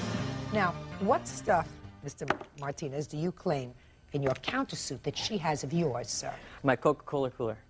The Coca-Cola cooler? You know what? As petty as it may seem to you, Coca-Cola items are, they're priceless and they're worth a lot of money. Very good. Consider it a gift, sir. Consider it you made her a gift in exchange for the crystal doll she bought you. What's next? Okay, so be it. What's next? All the stuff that she has are collectibles. Monopoly games, they're collectibles. Just a second. They're worth money. What are they doing at her house? The same thing. We purchased them, I purchased some. She, purchased them only because of the mere fact that I was so involved in, I collect a lot of things. I'm a collector, okay? And things that are of value. Now, I purchased some of these, games, and it just so happened that she had them. She went, okay, I'll hang on to them. Okay, so be it. Thinking that thinking that I'm going to get them back. You don't expect me to go into Monopoly games, do you? Well, like I said. What else? videotapes. You know, the only reason why the videotapes are important to me is because they have to do with me and my kids. You know. Do you have any videotapes of the defendant and his children? No. What's next? CDs. She doesn't have any. CDs. Yeah. Start humming. What else? That's it, you know. Good. So we've taken care of the property. Now let's take care of the harassment. You got 30 seconds. Go. Okay. There were times where I was at home and she came over and she was parked around the corner. I have a witness here, my girlfriend. She was sitting in the dark and we left and she went chasing us down the street. I mean, all the way to the movie theater. Yes. You know, I mean, that. Were you scared? Was I scared? Yeah, because she could have ran us off the road. What else? Okay, there was times at work, time lost at work. She would come to my work, not once, not twice. She would literally stand there and just, like, you know, totally just harassing me. What would she do? According to you, she just stood there with her arms folded I couldn't like work. this. I couldn't work. You couldn't work. Toughen up. What's next? How do you figure it's toughen up? I mean, you know, I'm being over here traumatized. Listen to me. If someone is harassing you, what you do is you get a restraining order against that person. Do you understand? I've dealt with a lot of Did her you try to get a restraining order against her? Why would I want to do something? You know, I was trying to be her friend, okay? You know. Fine. Then why would you want to sue her?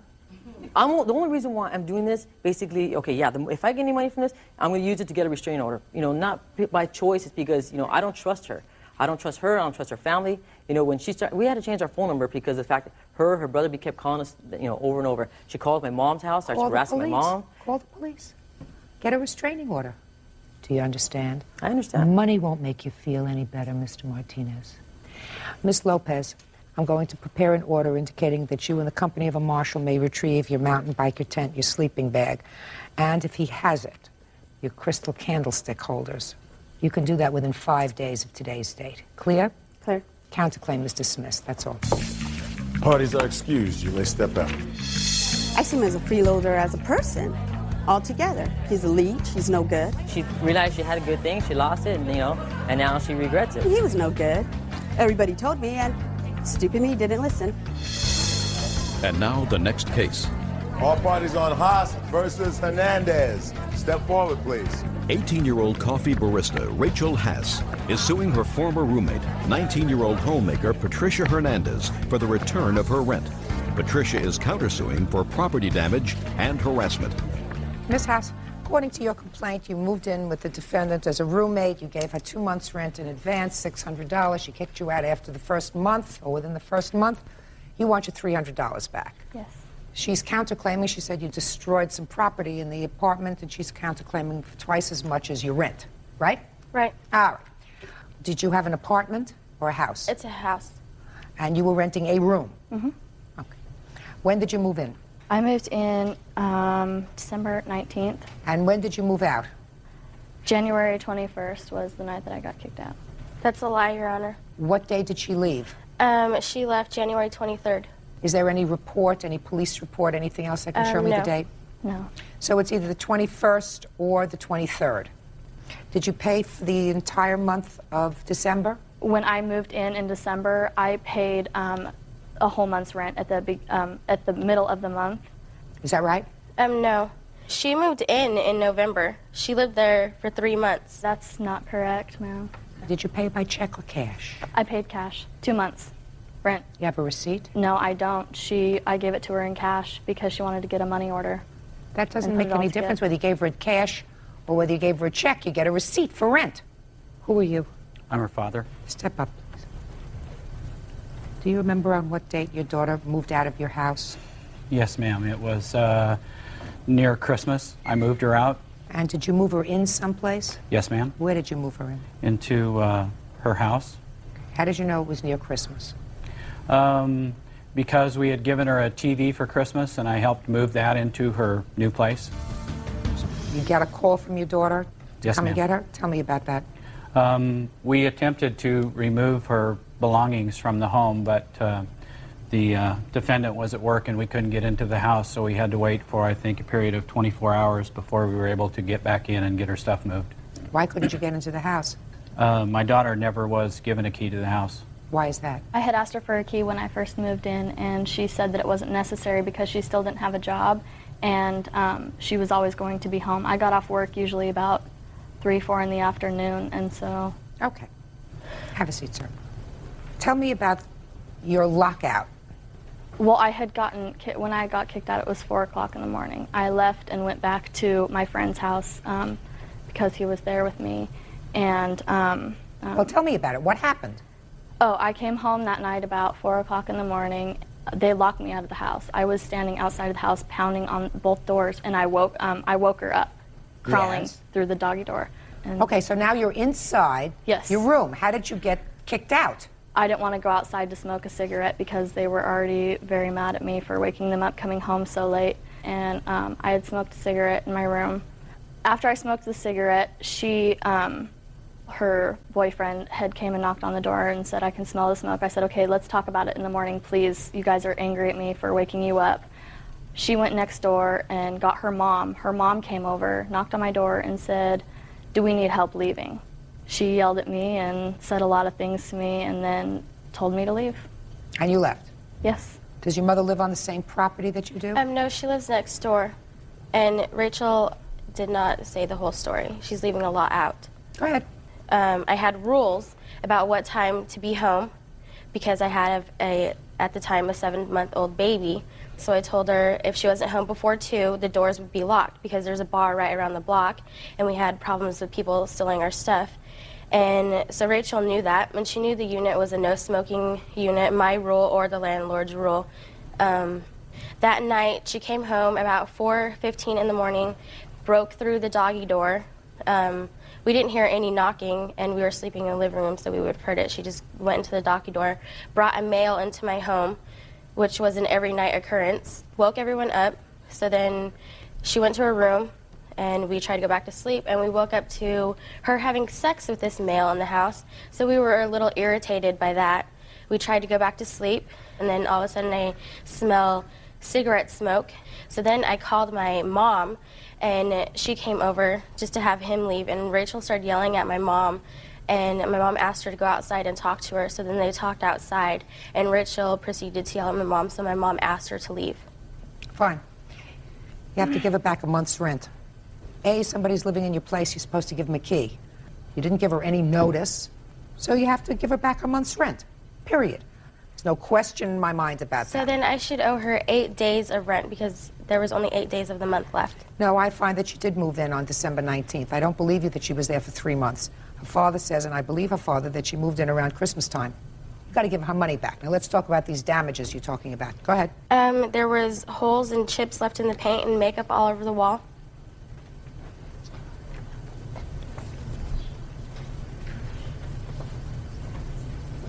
Well, she should have fixed that before she moved out. And she didn't. Because you threw her out.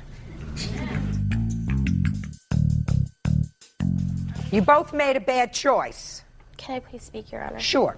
The danger that me and my son were in was Rachel coming home every night with different guys, bringing drugs and alcohol into my home. How old is your child? He is 8 months old. Your 8-month-old child really doesn't know whether she's coming into the house with a different boyfriend every night. Listen to me, Miss Hernandez. This roommate you weren't happy with. She was caught smoking pot on my porches. She is an underage drinker, and for her to bring that in my home, I could have had my son taken from me. Shoulda, woulda, coulda. Give her notice. And if you don't want to give her notice, what you do is you give her rent back, which is what precipitated this whole thing from the beginning. So you get your month's rent back, and this is the marks on the wall, stains on the wall. Freshen it up. Totter versus Ferrier. Totter, is that how you pronounce your name? I'm going to say Toto. Totter versus Ferrier. Parties have been sworn in, Judge. You may be seated. Thanks, Bert. You're welcome, Judge. Mr. Ferrier is your former husband, is that right? Mm-hmm.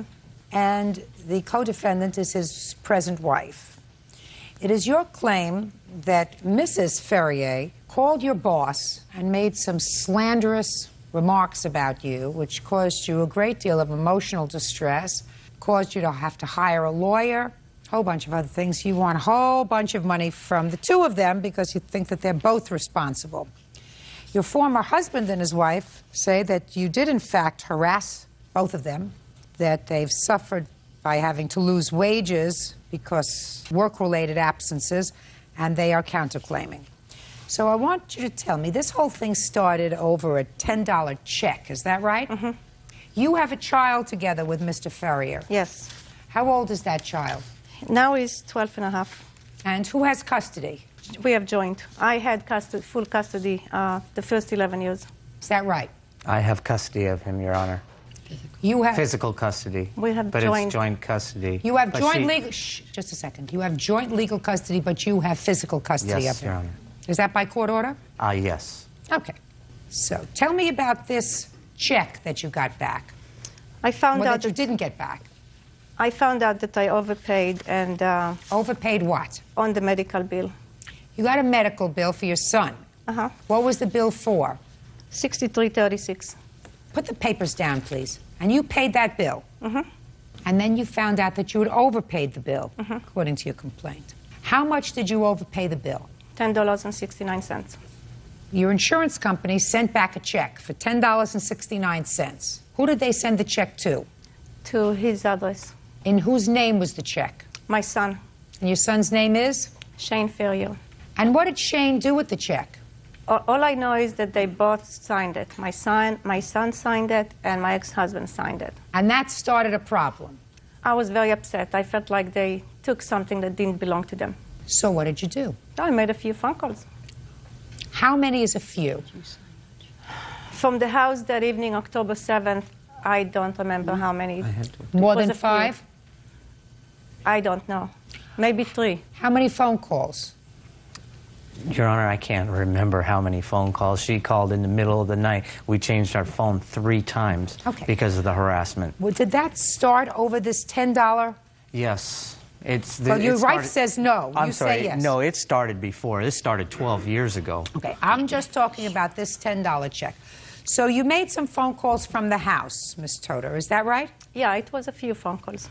Well, what And did it you was say? not- Shh, I'm listen to sorry, me. it was not in the middle of the night. It was after I came back from the job. It was after 5 p.m. What did you say during these 3? I told them that they're not decent people and they're teaching my son to be a thief. Okay, that takes one phone call. What was the next phone call? Same thing. And the next one? Same thing. Well, that's harassment. But it was the one Shh, case. Just a second. I'm not finished with you. Then you went to work. And you called them again from work. Is that right? Yeah. How many times did you call them from work? 6 times in 2 days. And what did you say to them in the 6 times you called them? Probably the same thing. I was probably very upset And over the whole then, thing. Mrs. Ferrier, you called her boss. Yes, ma'am. And you said what to her boss? I called her boss and I said that we were getting a lot of phone calls and I wanted him to talk to her. About And- stopping calling during yes, the day? and he had no interest in any of it until he found out that they were coming from work. Well, she admits now that they were coming from work. So, So that's what you told the boss, that you were getting these harassing phone calls and they were coming during work hours. Right. That's what your lawsuit is about, Ms. Toder. You say that she made slanderous remarks against you to your boss, which caused you all kinds of trouble and aggravation and emotional distress. So tell me what kind of aggravation and emotional distress was Can I caused to say you. something, Your Honor? She told them I made 100 phone calls from the job like 2 years ago. I'm 2 years talking ago, about, they didn't I'm even talking have about $10.69. I asked you a question. What kind of emotional distress do you believe that you suffered that they should compensate you for? Okay, first of all, they took me to a drug test. What does that have to do with her? Did Because she doesn't know me. We never spoke to each other. Listen to me. What does that have to do with her if you went for a drug test? That's what she told them, that I was doing drugs. Did you tell them that she was No, doing ma'am. drugs? What proof do you have that Miss Ferrier told them that you were using drugs? Allegation number 4.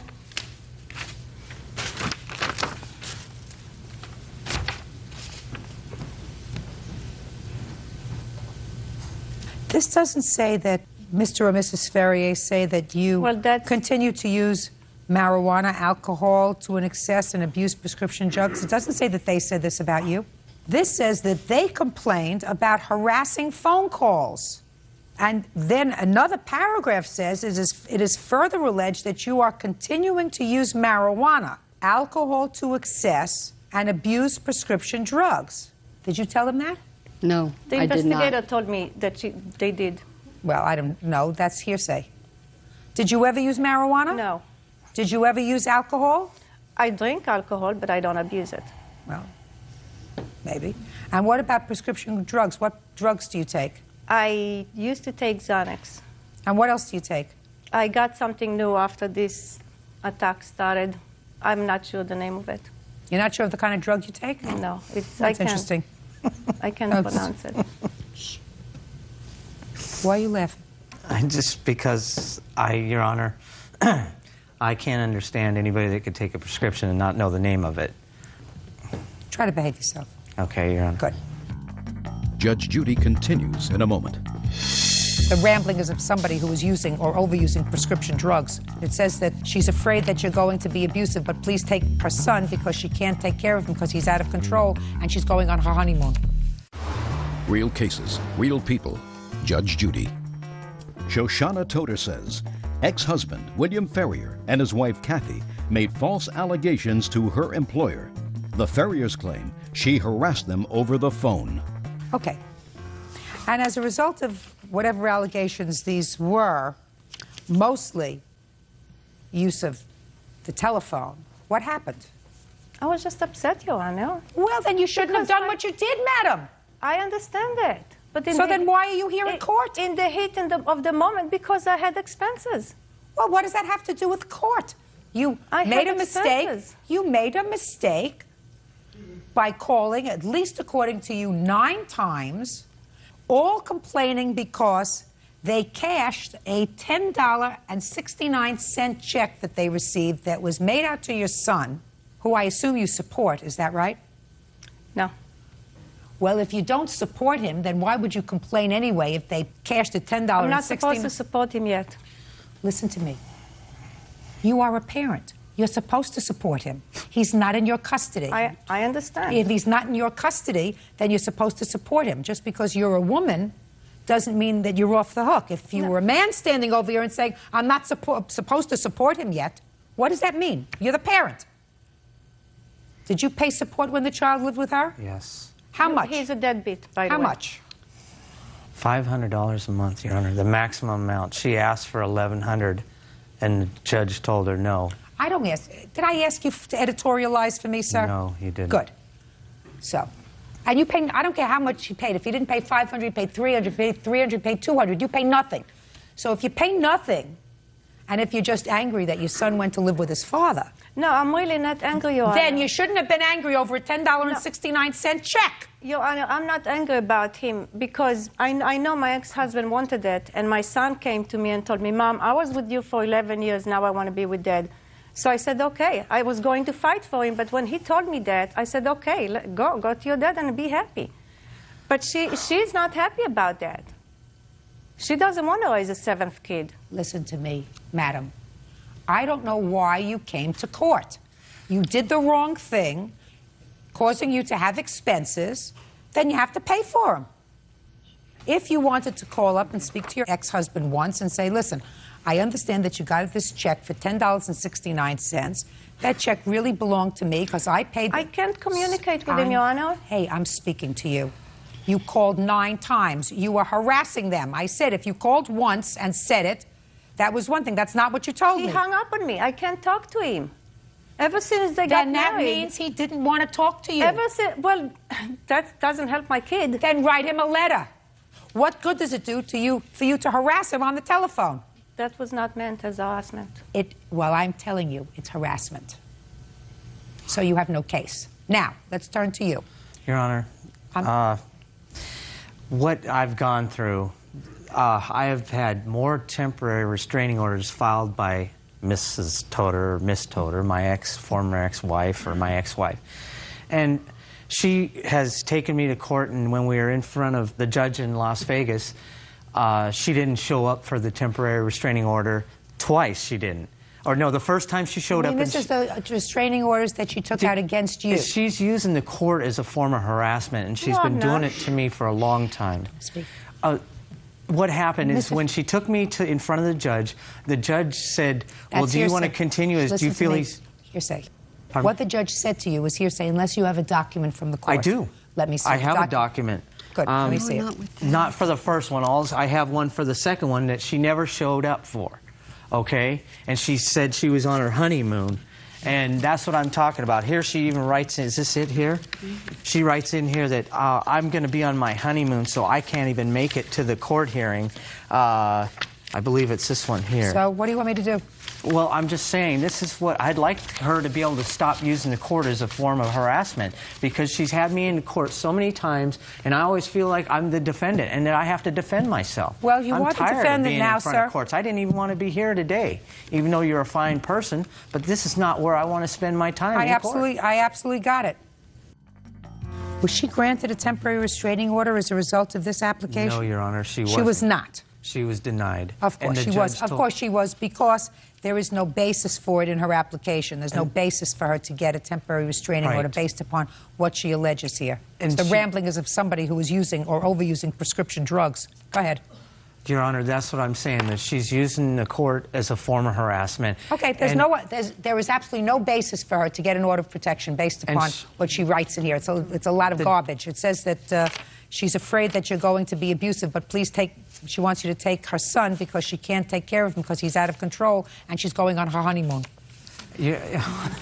Go ahead. Your Honor, he's doing very well in school now. Tell me what you want.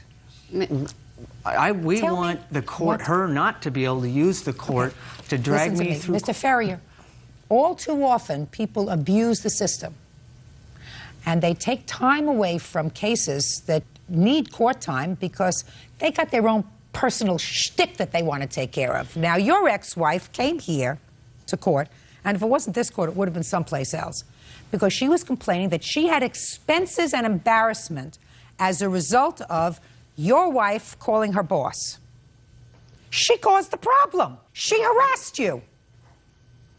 She called time after time after time to complain about the cashing of this $10.69 check. By the way, what did you do with that money? Did you have it? My son kept the money, and he even called her and offered to do chores for her to pay her back, and she said, no, I want your father to pay it back. And I said, no, I'm not paying it back. Can I say something? Yes, go ahead. Shh, go ahead.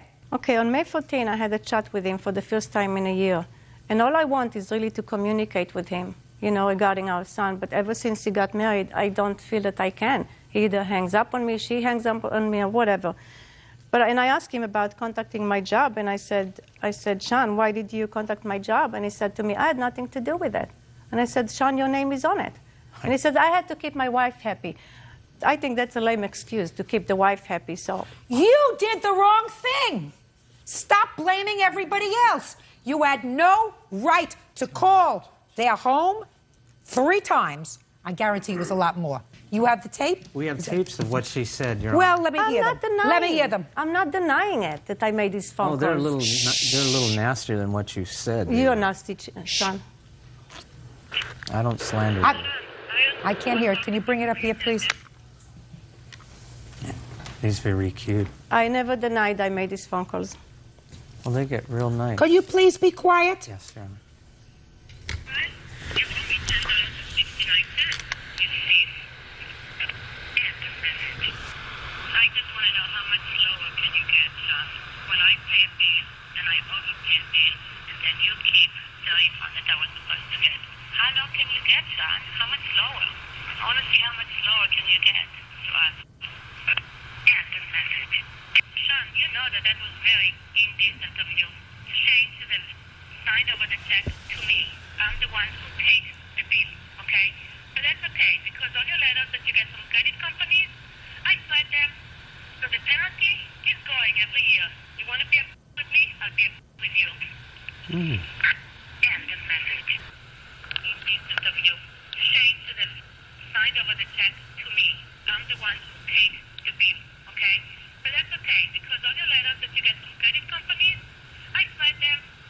That's a repeat. I think that's a repeat. That's a repeat. Okay. I never denied I made this phone call. I want to tell you something. You just acknowledged on that tape a federal crime. Do you understand that? If you're getting mail of his from credit card companies and shredding it, that's a federal crime. That's I'm not doing. I'm speaking to you. I'm not getting his mail. I'm speaking to you. That's what you said you did on the tape. Wanted to put him off. I don't get his mail. You got it, madam. That's what you wanted to do. And you succeeded. And so stop standing here complaining and abusing the courts again. Your case is dismissed. And All I can tell you is I'm not going to be able to stop her from filing these frivolous claims. It's going to have to be a judge in your jurisdiction that has some chutzpah. All right? You thought I was going to say it, didn't you? Who's going to say to her, you come in 9 o'clock in the morning, you wait until 5 o'clock till the end of my calendar every time you want to file a petition. You come in, you explain to me what you want to file, you explain to me why, and I'll see if I'm going to give you permission to file that case. Until you get a judge that's going to be able to say that she's going to continue to abuse the system. But I find it offensive when someone abuses the system, they abuse me. Because they're abusing the other people. When she came in and filed this piece of garbage that took time away from a clerk to fill out papers, her papers, other people were waiting. They had to wait an extra hour or two because she was filing this piece of trash. And then it took time from a judge to hear it. He told me to buy a life vest. I mean, I'm telling you to, and I'm telling you better. I'm telling you to get a life. Your case is dismissed. So's your counterclaim. I've given you my best advice. Goodbye. Parties are excused. You may step out. Foster. Thank you. Parties have been sworn in. Judge, you may be seated. Folks, have seats, please. Mr. Frazier, you were refereeing a basketball game.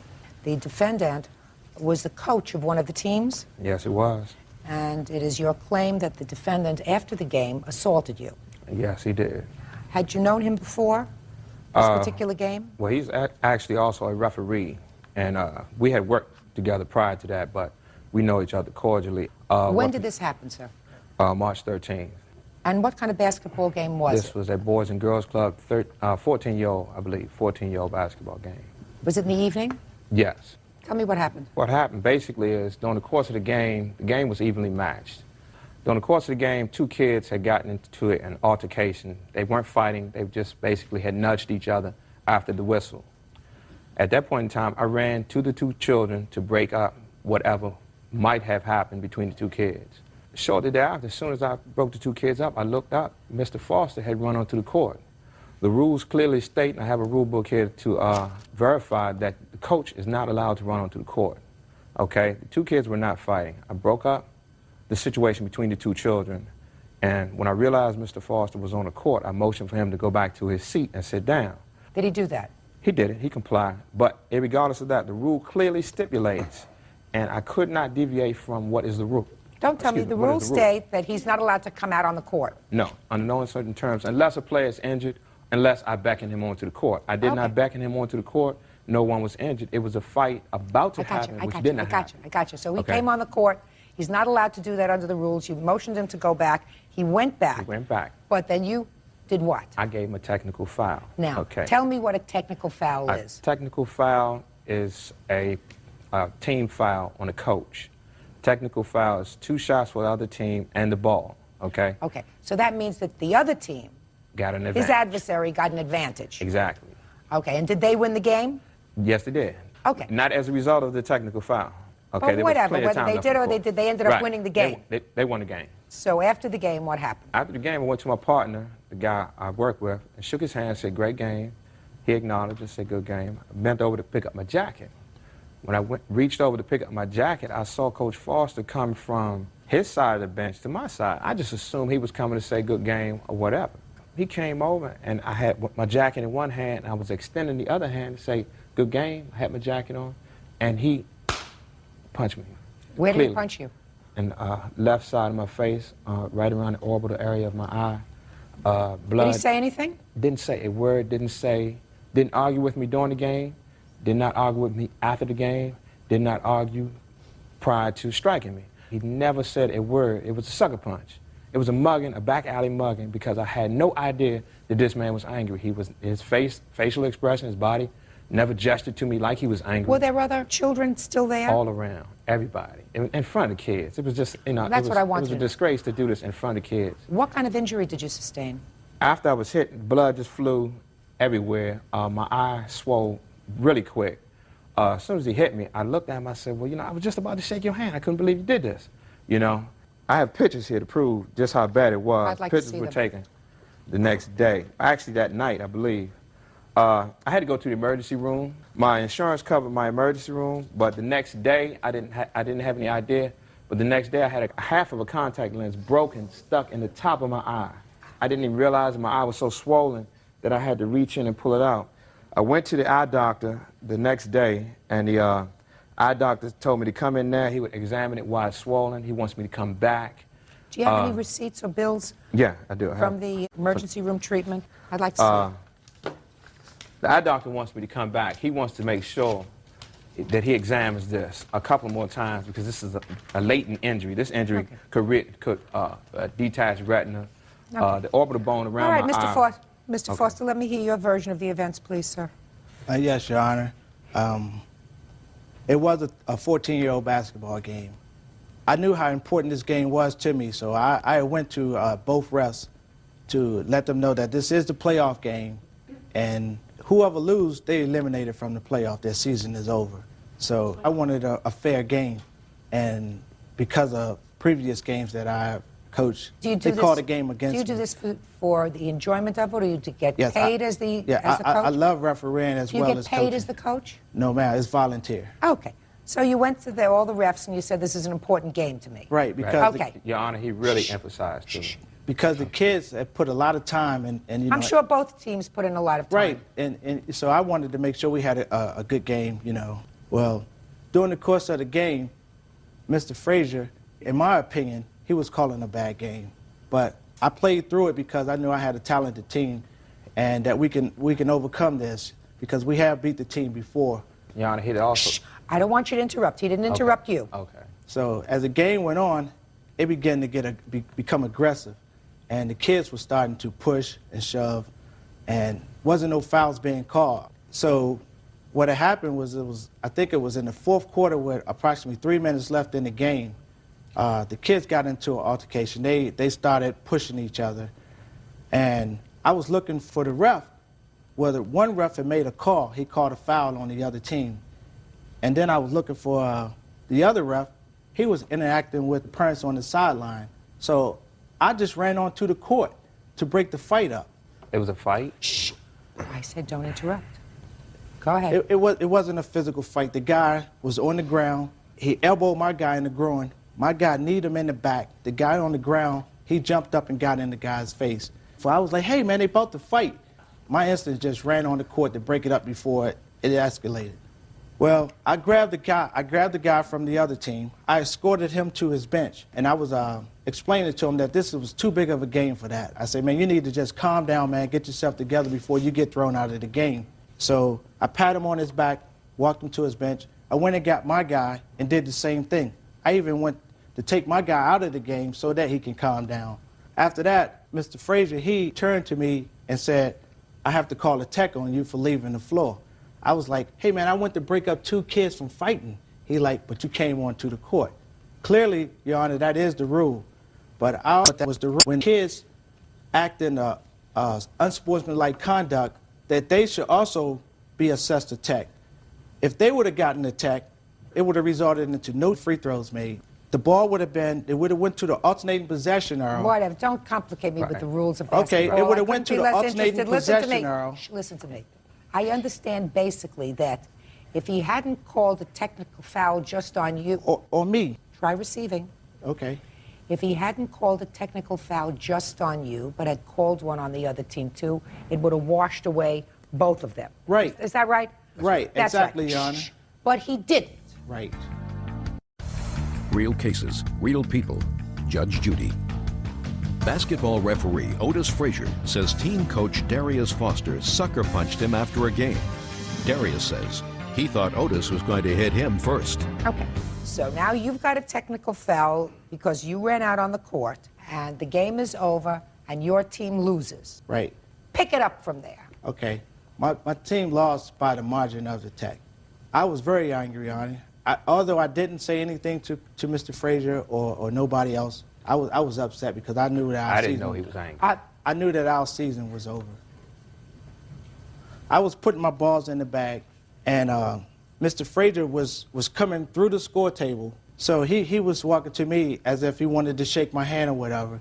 And he said, man, good game. I'm sorry I had to make that call. I clearly say, man, you didn't have to make that call. You didn't have to make that call, and I pushed him.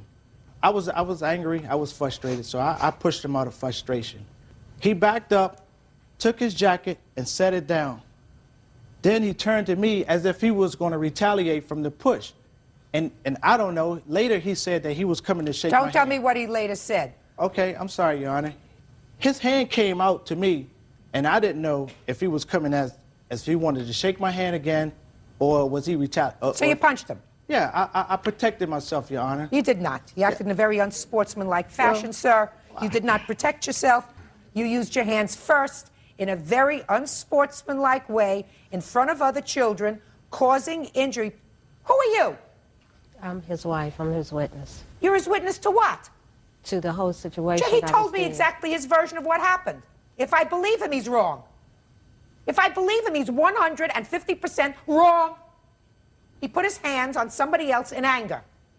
He's 100% wrong. Not that I believe that that's the way it happened, because even he says in his answer that the plaintiff came over and extended his hand to say, good game. That's what he says. Right. That's what he says. And at that point, he put his hands on him. Wrong. Can't do that. But I don't necessarily believe that. I believe what happened just the way the plaintiff described, that he sucker punched him in the eye for no reason. He was not angry. He didn't lose the most important game. I mean, like $10 million is at stake in this game. You got to get your testosterone in check, sir. Judgment for the plaintiff and the amount requested, $5,000 for pain and suffering and injury. That's all. Parties are excused. You may step out. He kept coming after me, wanting to get back. Parents and coaches feel that they can just treat basketball officials any way they want. He kept swinging at me, missing, and I kept punching back to protect myself. Hope this sends a message to everybody that you won't be getting away with it. It definitely was more than I bargained for. And now the next case. All parties in the matter of Lopez Martinez versus Musada. Step forward, please. 25-year-old receptionist Laura Lopez and her boyfriend, 29-year-old engineering specialist Vince Martinez, are suing 45-year-old Venus Musada. Laura claims Venus keyed her car in a parking lot. Who was driving that day? I was. Were you in the car that day? No. You are owner of the car? Yes. So you can have a seat. Thank you. This incident took place, allegedly, when the two of you had some sort of a misunderstanding when you were in your car over a parking space. Yes. When you were either backing out of a space, trying to get into a space, and you say that she got angry, got out and keyed your car. Yes. She says she was angry, but she never did that. Where did this happen? In the parking lot of my job. Is that the same place where you work? No. What were you doing there? I was there to make up my car payment in that building. Were you in a parking space that day? No, I was waiting for her, I'm assuming it was her husband, to back out, and I was going to take the parking spot. Who was in the car with you? My friend. It's not my husband, it's my friend. Who was driving? He was driving, I was the passenger. So what happened? I was coming back from lunch at 12:30 on February 16th. Noticed that he had his reverse lights on. I parked, waiting for him to back out so I could take the parking. He backed out, tried to come out. When he put it back into drive, he almost hit my car. When he passed by me. Did you park in front of him, or were you behind him waiting? No, we were actually facing each other. When he backed out, I was already here. So you weren't really giving him a lot of room? There's plenty of room. I have pictures of the parking lot to show Okay. that there's plenty of room. So he's backing out, and you're standing there waiting to pull into his spot? Yes.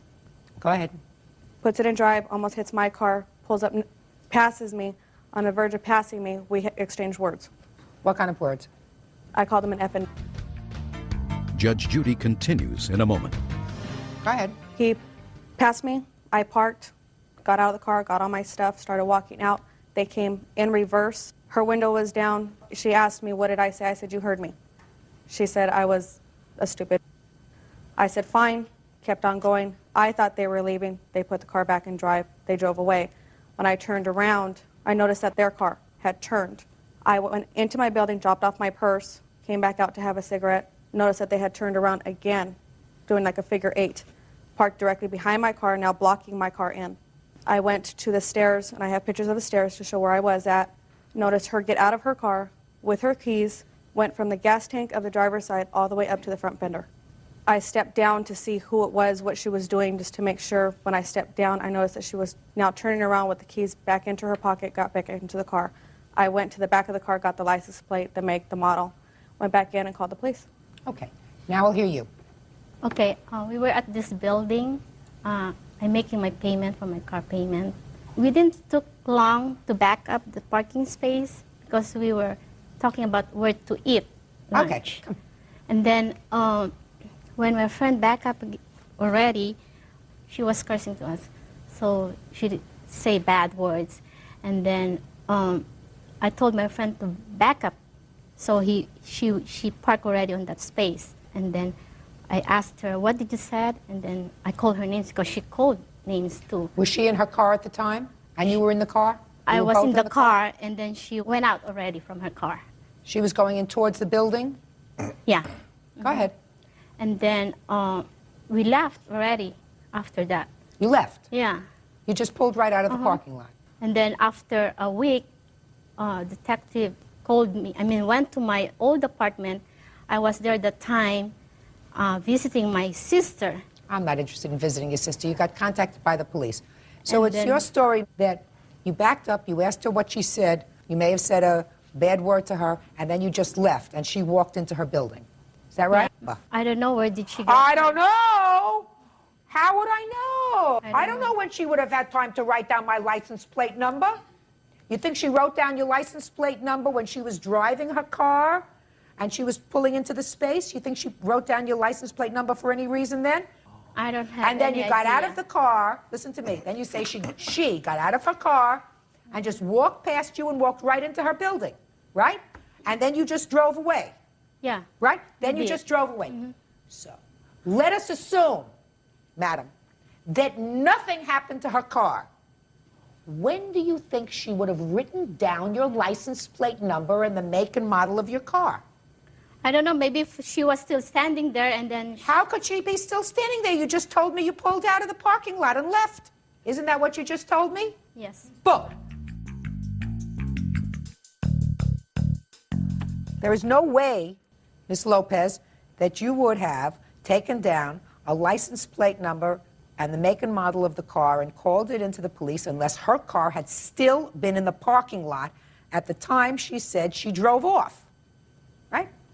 Because you were on your way to work. You were going into work. But for the fact that you turned around and saw her car still in the parking lot doing these little wheelies, you would have thought nothing of it. Right? Right. But she didn't figure that out when she was telling me the story. Because otherwise you wouldn't take down a license plate number on a car. There would have been no reason for it. You had a few words and she was off. Right. Right. I didn't think women did this road rage thing. Did your insurance pay for any of this? No. Okay. I have a $500 deductible, and I can't come up with $500 to get it fixed. Well, you understand that you're suing her for $5,000, which includes your emotional distress. Your emotional distress isn't worth that kind of money. Do you understand that? Right. All right, so that's nonsense. Right. You have a $500 deductible, so your out-of-pocket is $500. Judge Junior. Parties have been sworn in, Judge.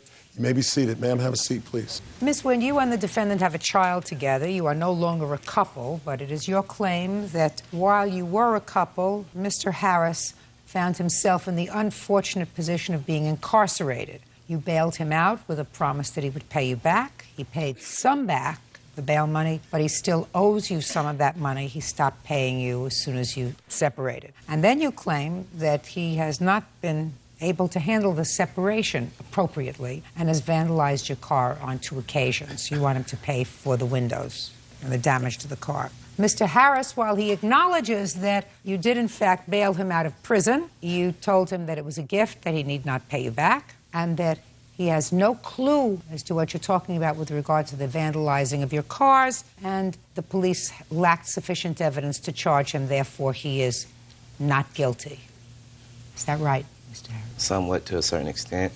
So, a couple of questions for you. When was your child born? December 9th, 2001. Boy or a girl? A girl.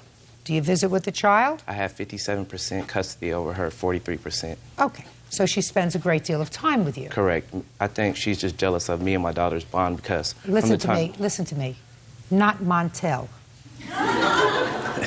Not interested in what she's jealous about. Do you understand, Mr. Harris? Yeah. Not yeah. Yes. Court. Therapist.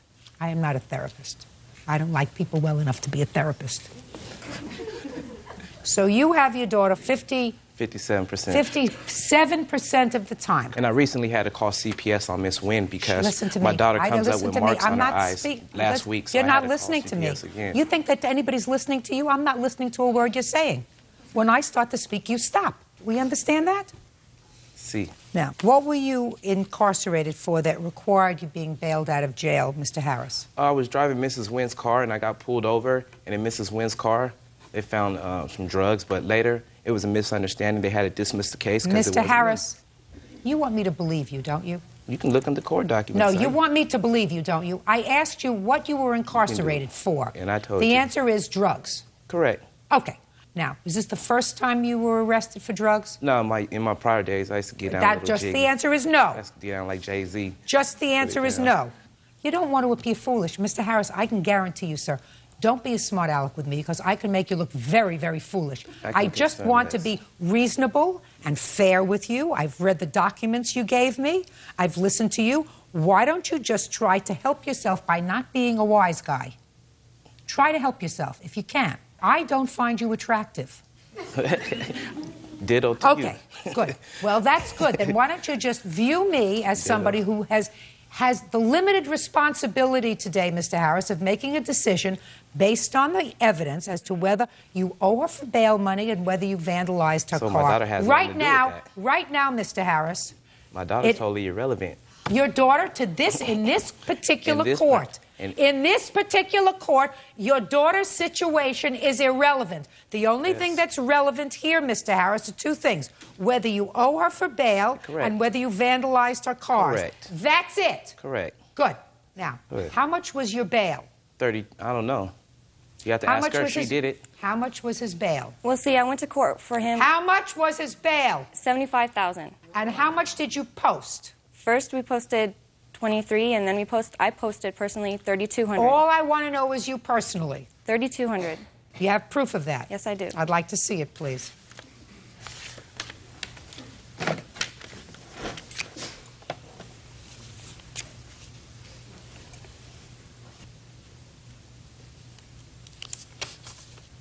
Now, tell me how it came about that you posted this bail back in December of 2002. In December of 2002, he had to go back to court for a bail hearing where they brought it back up because they had reduced it to like 3,500. They brought it back up to 75,000, excuse me. And I wasn't there. But his lawyer called me at home and told me that the bail was raised and that he was incarcerated again and that I would have to be the one to get him out. Do you recall what the charge was in December of 2002? It was because of his priors, that they had overlooked that the first time he went to court for the bail reduction hearing. So they overlooked that, so they brought it back into court in December, and that was around the holidays, and my daughter was around 1 then. So I bailed him out with my credit card. His lawyer even picked me up from my house and brought me to the bail bondsman where I used my credit card and bailed him out. And then he brought me to the car that he was driving that day when he went to court, and I took the car home and everything. Okay. Now, you see, Mr. Harris, one of the things that I have to determine when I finish this bail portion of the case is whether or not you have a violent nature, whether you can control yourself, or whether there is truth to the allegation that you vandalized her car. Right now, what you're doing is suggesting to me that you lack the capacity to control yourself.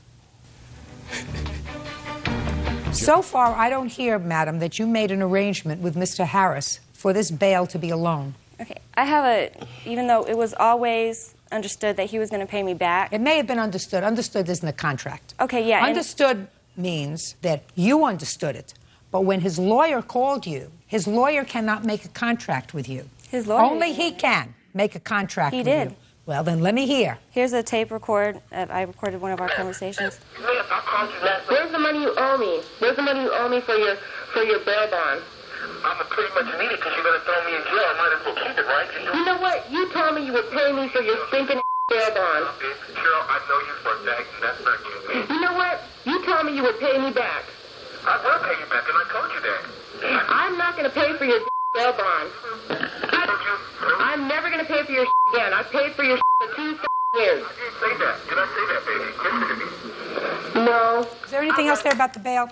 Okay. How much did he pay you back? He's paid me about $700 since. How has he paid it? In check, cash? Usually he'll give me like a money order. He would give me money once in a while. Show me. Like money orders? He would keep the receipts. How much money did you give her back? She never, says $700. I never gave her no money for bail because I never had a control over her bailing me out. I never asked her to bail me out. So that your statement is, Mr. Harris, that you never gave her any money back. She says you gave her $700. No, I never gave her no money for that. You're correct. She told me it was a gift for being a great father. Just answer my question, Mr. Harris. Don't you understand? My mouth is moving again.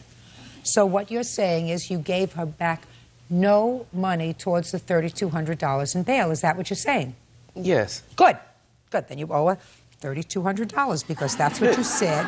That's what you said on the tape, that you owed her for the bail. Now, let's get to the damage to the car. Your car was damaged on 2 separate occasions. Right. Give me the dates. May 18th and September 1st of 2004. How was the car damaged on May 18th, 2004? I have a picture here. Show you. The driver's side mirror was broke off. The windshield was shattered. There was multiple dents in the car, on top of the car by the sunroof, on both doors on the driver's side. Yes. I found a big heart-shaped rock right next to the car. Okay. Now, what proof do you have that Mr. Harris did this damage? Oh, I saw him. It was over at, we were at a family friend's house, and after I noticed that it happened, my sister was with me. She saw it, and she ran back into the house. And then they all came outside, and while I was standing there looking at the car, he came by in our Lexus. And he so you didn't see him do it? Yes. So you didn't see him? He came by. Listen to me. So you didn't see him do it? I didn't see him. I saw him come down the street with his lights off and come down and come back around, and he rolled his window down and threw something else at me while I was out there with all my friends. So you didn't see him do this. Now, on September 1st, how was your car damaged? There was a big hole in the back window of my mom's car. The rock was inside, and there was like a cigarette butt. Not the butt, but the regular end, and it reeked of gasoline. I wasn't there when it happened, but the people that did see it happen. Where were you at? Mr. Harris. Where were you at, Miss Wynn? Tell them where you were at. The people that... Mr. Harris, just a second. Yes. Mr. Harris, how old are you, You should know where I was at. I'm 28. Where are your parents? My parents? Yeah, They're probably at their home. You have a mother who's alive? Yes, ma'am. Father, Where does she live? I'm speaking. Where does she live? That's personal. I don't want to tell that on camera. In what state does she live? That's personal, too. I don't want to put that on camera. Fine. Listen to me, Mr. Harris. There is a very strong probability, sir. Mm-hmm. Bird, would you go over and take those papers away from him? Because I'm talking to him. Well, I'm looking for this paper. There you go. Thanks. You're welcome, boss. There's a very strong probability that even though you don't wish to divulge and I don't wish to press it where your parents live, that they're going to be watching you. I feel sorry for them because you're acting like such a fool, sir. I really do. The only thing that I can say in your favor is I've read the report, and the report seems to indicate that you're trying to be a good father to your daughter, which suggests to me that at least part of you is a salvageable human being. But you are such a wise guy, and you're so used to getting over, and you're so used to acting like a fool that you can't even control yourself in court, which is probably one of the reasons why you're in court and in trouble so often. Judge Judy continues in a moment. And later today... She paid you for a month's rent on September 7th. No. Shh.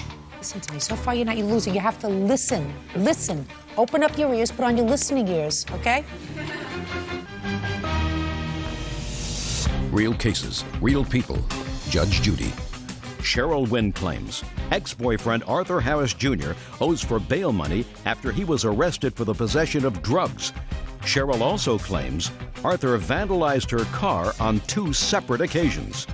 I don't have to, Ms. Wynn, go into the 2 incidents with the car. There is probably very little issue that he was responsible for the damage to your car. But you are suing him, and the total amount that you are suing him for is $3,100. Now, you claim the bail was $3,200, which is supported by the evidence, but you say that he paid you back $700. Mr. Harris, because he's such a wise guy, has sworn under oath that he paid you back nothing. I don't think that you are responsible for his bail, and I don't think that even at that time you were dumb enough to say, I'm posting your bail because you're such a great father. Be that as it may, I have a tape that I believe where he said that he owes you this money. And since he swore under oath that he didn't pay you back the $700, even though you say he did, I'm entering a judgment in your favor for exactly what you are requesting, which is $3,100, which more than covers the damage to your cars. Do we understand each other? Yes, we do. And maybe Mr. Harris will learn that it's not always a good idea to be a wise guy, especially in court. That's all. Step out. All these are excused. You may step out. Goodbye, Miss Wynn. She's mad because for 2 years, I took her money. I took all of her money for 2 years and bought 3 homes with it. I'm family, take care of the baby, take care of the house, go to school, make money. Then when I got tired of her, I dumped her on her butt. And then he just does whatever he wants. I'm in jail. I can't make her call me. He can't even talk to me like a real person. He has to always talk down on me. So if she wants to bail me out, she's just doing her job. She's what she's trained to do. That's why he's having such a hard time letting me go. She's really crazy, so it ain't nothing. I pray to God that he grows up for the sake of our child. And now the next case. All parties in the matter of Joyce versus Morales. Step forward. 25-year-old wholesale account manager Marlena Joyce is suing her ex-roommate, 22-year-old mortgage assistant Rachel Morales, for unpaid rent and for damages she caused to their apartment. Rachel says she moved out because Marlena's boyfriend moved in. Miss Joyce, you and a friend decided to move to San Diego, not this person, and you leased an apartment with this friend. Shortly after you leased the apartment in September, the friend decided to move home, leaving you with the apartment. You found the defendant, and she said she also needed a place to live. You agreed that she would move in practically immediately. On what date did your friend move home? Did he move back? Yes. August. No exact date. I don't remember the date. So in September, you had to come up with rent. And what date did Miss Morales move in? First week of September? September 7th, actually, due to the fact she had a house guest already there. You moved in September 7th. But she had all her stuff in before he moved. That's why before I he paid came you to the visit. rent for it. Shh, don't fight with each other. Sorry. You moved in September 7th, and you paid rent. I gave her the check on September 1st because I had movers bring my belongings already. How much did you give her? $725 total. And that was your agreement? And you moved out on October 7th. My physical belongings, October 7th, yes. I stayed, after our argument, I left that night and never returned. But because my stuff was there, I felt I owed her those 2 days. You left on October 7th. Yes, ma'am. Is that correct? And she paid you for a month's rent on September 7th. No, ma'am. Shh. Sorry. Listen to me. So far, you're losing. You have to listen. Listen. Open up your ears. Put on your listening ears, okay? The rent was $725. You gave her $725. You gave her $725. You moved in, according to you, on September 7th because she had a house guest. You moved out on October 7th. That's what you just told me. Yes, ma'am. So that I'm asking you, what do you want? On October 1st, she paid rent. We got into an argument at work because she didn't want my boyfriend at the house, at her house. Well, at the house that she was paying rent on, right? Yes, ma'am. Why did you move out? The reason when I first moved in, we decided no boys. And I gave her the 7 first days in September for the fact she had her boyfriend from Virginia visiting. And I'm like, that's rude of me to be the third wheel. We decided no boys. Like, that was the whole thing. No sports, You mean no no nothing. boys sleeping over? Sleeping over. And then she meets this guy 2 weeks later on a Saturday. His physical... Slow down. I'm Slow sorry. down. His physical... Slow okay. down. She met him on a Saturday, and he moved in on Tuesday. Physically That's not moved true. in. Shh, don't answer her. The reason I know this is because every day on my lunch I go home, and he was there when she wasn't there. I would go home my lunch, So and the he was there. the boyfriend sort of moved in. Yes, and I physically saw him moving his stuff in, doing laundry that day.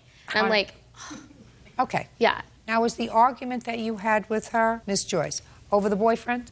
That's what you said? Yeah. And she said to you, I don't want to share my house with... And I told her, you haven't given me a penny for the deposit.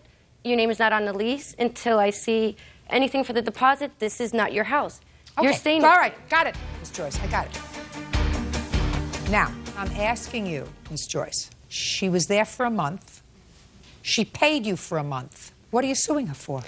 She moved out without giving me a 30-day notice. She doesn't have to give you a 30-day notice. You breached your agreement with her. She doesn't have to give you 30-day notice, period. You breached your agreement with her. Your agreement with her was that the two of you were going to be sharing this apartment together. You moved in a third party who was not paying rent. No, Next! nobody moved in. Next! Nobody moved in. Listen to me. Next. What are you suing her for? Damages her dog did to my carpet. Well, did you have a dog? Yes, I did. Did you have a dog? Yeah, she's in dog care, though. Just a second. You had a dog and she had a dog. So what you're talking about is some dog peeing on the carpet. Is that right?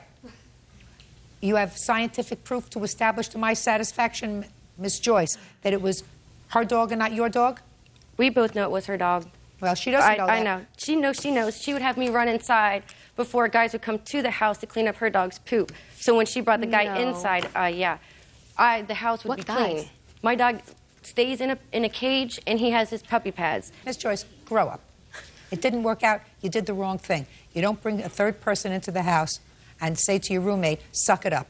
You don't do that, because what you did was say, suck it up. You didn't pay your deposit, therefore, and you're not on the lease, so you can't tell me who to have in my house. She's already paid you $725 for the privilege of being able to say who she wants in her home. Do you understand that? She never Goodbye. Parties on the calendar in the matter of Falk versus Price Bars. Parties have been sworn in, Judge. You may be seated, sir. Have a seat, please. Mr. Falk, you and the defendant lived together for 5 years, became engaged. That relationship terminated. You want your engagement ring back. Yes, ma'am. You want money that you claim to have loaned her so that she could obtain an attorney to get a divorce. And you want your dog back. Well, that would be nice, yes. Listen, let's eliminate what you really don't want. You want the dog or not? I'm going to let her have the dog. Perfect. See how easily we can pare down a lawsuit. Okay. So you want your ring back and your money back. Yes, ma'am. The defendant says that the ring, while it was originally an engagement ring, turned out not to be an engagement ring. Anyway, let's get to it. When did you start to live together? About late November 1995. And when did the relationship terminate? November of 2000. When did you purchase this engagement ring? In 1996, Your Honor. 11/19 of 96. Original price on it was $3,570. I have all receipts, etc. here for you. Could I submit all this at this time? It's all the evidences, photographs, and everything to back any claim I'm going to be making, Your Honor. Okay. Now tell me about the loan for the lawyer. Well, Miss Price and I got together, and she decided, well, she had told me that she left her ex-husband. She wanted to divorce him. She wanted to get together with me. I said, fine. I'll loan you the money for the lawyer. Just pay me back. Well, I never got paid back. When did you loan her the money for the lawyer? The receipt is in there. I believe it was in 1996 and 97. It would be right here. The original charge was made on 12/18 of 97. And you continued to live together, sir, for 3 years after that? Yes, ma'am. How much did you give her for the lawyer? The total amount ended up being $1,030, including finance charges, et cetera, et cetera. What was the amount without the finance charges? $835, Your Honor. And for the time that you lived together, Mr. Falk, the 3 years that you lived together after that, how many times did you bring up this $835 that you We fought about it a bunch of times. That's a lot. Tell me about that. Well, I just told her it wasn't fair. I'm paying all the bills here. She wouldn't contribute to anything for the house, for any of the bills, for anything that she was, was getting. She wouldn't contribute to anything. I says, look, you've got to pay your own way for this stuff. Your ex-husband should have paid for his own divorce. That was between you and him. Why did I have to pay for it? I agreed to loan you the money. So you fought over money. No, Mr. Falk, you're not following me, sir. You fought over money, but not in the 3 years, over specifically. Yes, we fought specifically over that. When was she supposed to pay you back this $835? She said she'd start paying me back every week out of her check, and I've yet to see anything for it. So, Mr. Falk, 3 years went by, is that right? Mm-hmm. Okay. Let me ask you this question. Your last name is now Bars? Yes, You're married? Yes, ma'am. Okay. Where's the engagement ring? Actually... Actually is not an answer. I want to know where the engagement ring is now. I do not know. It could be in storage. He packed my stuff when I moved out. I'm missing 2 rings. I'm assuming they're in the storage box, which I can't get to because our place is very small. All my clothes, everything is in storage. I don't believe you. Let me explain why. I don't believe you. Because if you are being sued for the return of a piece of property, then you go to the storage unit and you look for boxes. Now, I have moved several times. Mm-hmm. I put books in storage. I put pictures in storage. I put blankets in storage. I don't put jewelry in storage. However, if you believed that this ring was actually in storage and you wanted to give it back to him... No, I didn't. Oh, that's a different story. Yes. That's a different story. Now, you explain why you don't believe you have to return it to him, because I don't believe that you don't know where it is in storage. Okay. All right, good. Okay, the ring, like he said, was purchased in November. I didn't know he got it. It was presented to me Christmas morning as a Christmas gift. We had decided to use that as an engagement ring. Subsequently, that was... What do you mean you had decided to use it as an engagement ring? What did the ring look like? It's a gold band with pave diamonds. It's very pretty. And subsequently, we had decided not to get married. And the ring was never asked for back to be returned. I always had it. I was kicked out once. He asked for it back. I gave it to him. He gave it back to me. At this point, I didn't consider it. It was just a pretty ring, not an engagement ring. You met someone else, according to what I've read from your answer. You met someone else at your job. Yes. And that's the reason that your relationship with Mr. Falk terminated. Mainly, yes. And you subsequently married. I assume this is your husband. Yes, it is. Then the right thing to do is to return this ring that he purchased and that you had originally determined was an engagement ring. That's the right thing to do. Okay, Your Honor, the reason that I was not going to, had a phone call in which my husband was a witness. He talked to him from Mr. Falk calling me, telling me if I would give him one of the dogs, he would drop the whole thing. If I would not give up one of the dogs, that this was just the beginning. That's word for word what he said, and my husband heard it. Did you give him back one of the dogs? No, they're both my dogs. Okay. No, not. So let us assume that he said that to you, either the ring or the dog. Now, if you could have established that to my satisfaction and you did, in fact, give him back the dog, well, then that was a quid pro quo. Yeah. He would have accepted it if I believed that. Right. But you didn't give him back the dog. No. So it's clear from what you just said to me that he considered this an engagement ring that he wanted back. Real cases, real people. Judge Judy. Alan Falk says ex-fiancée Lori Price Bars won't return the engagement ring. Alan also says he paid for Lori's divorce. Let me ask you this question. Over the 5 years that you were together, did Mr. Falk buy you other pieces of jewelry? Yes. Give me an example. A gold anklet. Okay. And pair of earrings. Okay. And that was it. And?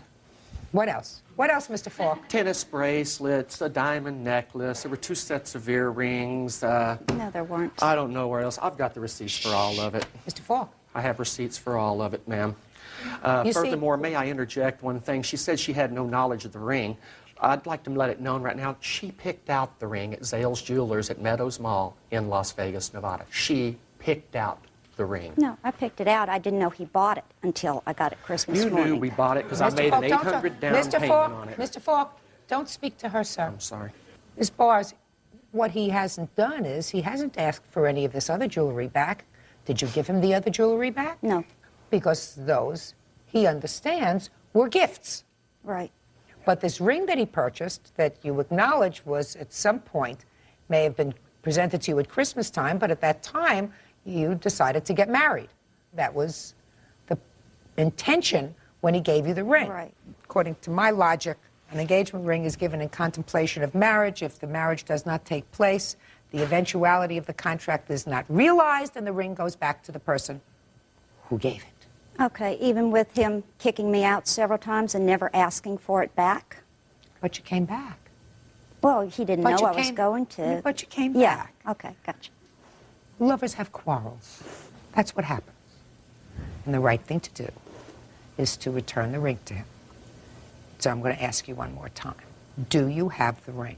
No, I'll go through storage. I'm assuming it's in the storage. Okay. Mr. Falk, I want you to pay careful attention to what my ruling is. I believe that you are absolutely entitled to the return of this ring. And you paid $3,570 for it. Correct. The fact that you put it on layaway and may be paying it off and still paying it off, no, that's not her problem. That's your problem. If you buy an engagement ring, you pay for it right up front. Otherwise, you're still paying for something and you And you may turn out to be not too happy with it a couple of years down the road. So Ms. Bars is going to have 5 days from today's date to locate the ring. If she does not, court will enter judgment in your favor in the amount of $3,570. However, I do not believe that there was a formal agreement between the two of you for this 1997 loan of $835 for the attorney. I believe that in the course of living together, you decided that she should formalize her situation. You paid the lawyer $835, and for the next 3 years you lived together, and you may have fought over money, all sorts of money, money for rent, money for household, money for living, money for insurance, money for cars, general money, where she was not contributing to the household. But there was never any agreement, I don't believe, between the two of you that she was going to repay you in any formalized way this amount of $835 for the lawyer. I assume you ultimately got your divorce. Yes, ma'am. I did. Hope so. So I am entering that judgment for you, sir. Either 5 days you get the ring back, or the court will enter the judgment for $3,570. Thank you, that's all. Excuse me, you may step out. Miss Price is a liar. She slept behind my back for the last year with other people. When he found out that I married Joe as the first time, he asked for the ring back. She's done nothing but use and abuse and lie to me our entire relationship. I'm just going to stay with him. I trust him. And now the next case. All parties on Sandoval versus Lopez. Step forward, please. 32-year-old beer vendor Rudy Sandoval is suing his ex-fiancée, 31-year-old store manager Hortensia Lopez, for credit card charges. Hortensia says the charges have been paid and the money came from a joint account. Mr. Sandoval, how long were you and the defendant involved in a relationship? Approximately about 1 year. How long did you live together? About 11 months, 11 and a half months. All right, so you moved in shortly after you met. That's correct. Did she move into your house? I moved into her house, to her apartment. About what point in the relationship did you have this joint credit card, which is a big no-no? December of '99. And you lived together until when? November 19th of 2000. It is your claim, Mr. Sandoval, that at the time that you separated, and I assume you moved out of her house. No, Your Honor, we purchased a home in July of 2000. In whose name? Both our names are on the house. It is your claim that she owes you for some credit card purchases on the MasterCard that you jointly had. Not a stupendous amount of money considering the other major purchases that you indulged in, $517.74. You have your statement? Yes, I do, Your Honor. Can I see it, please? By the way, while you're looking for that, what's happening with the house that you jointly own? We're in the process of selling it. That's correct.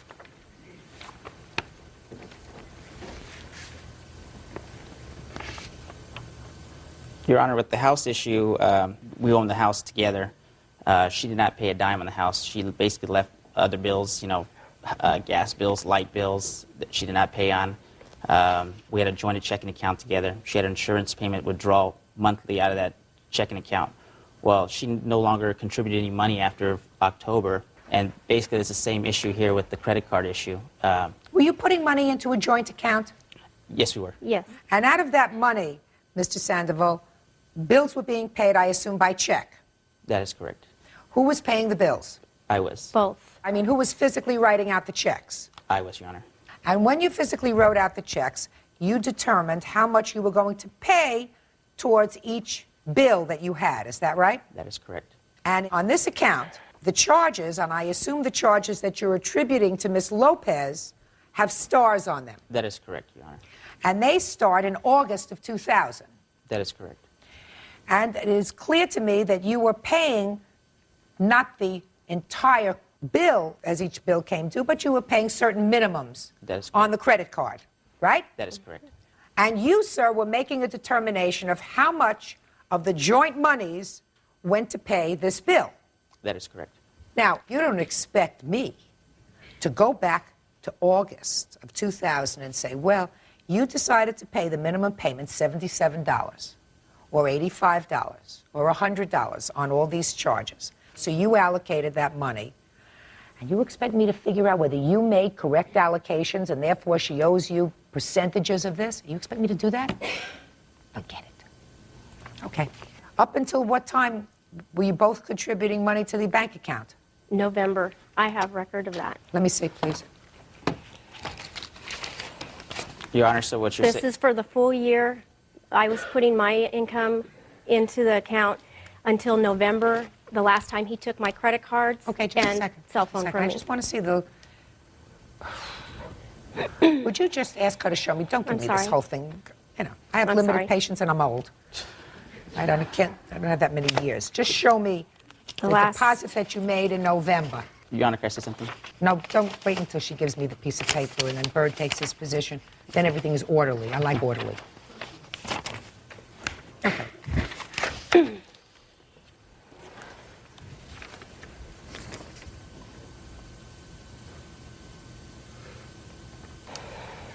Okay. So now you understand my position, sir. You have an ongoing balance here. That is correct. Right. It's a joint. It may be a joint account, but you made the determination as to how much was paid out of that joint account towards these bills. And you want her to reimburse you for all of these purchases. So what you're expecting a judge to do is to determine whether or not you made the proper allocation of your joint monies in paying this MasterCard. All right? How much were you putting in the account in, let's say, August, July and August? About $2,000, a little bit under $2,000 a month. $2,000 a month. And how much were you putting in the account, sir? Close to $4,000. So if you kind of put all that money there, if you split everything in half, I was contributing more than. You may have been. And I'm not. You may have been contributing more.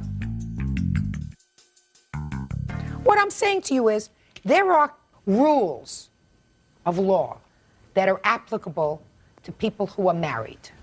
That is, if you are in a community property state, you have joint debts.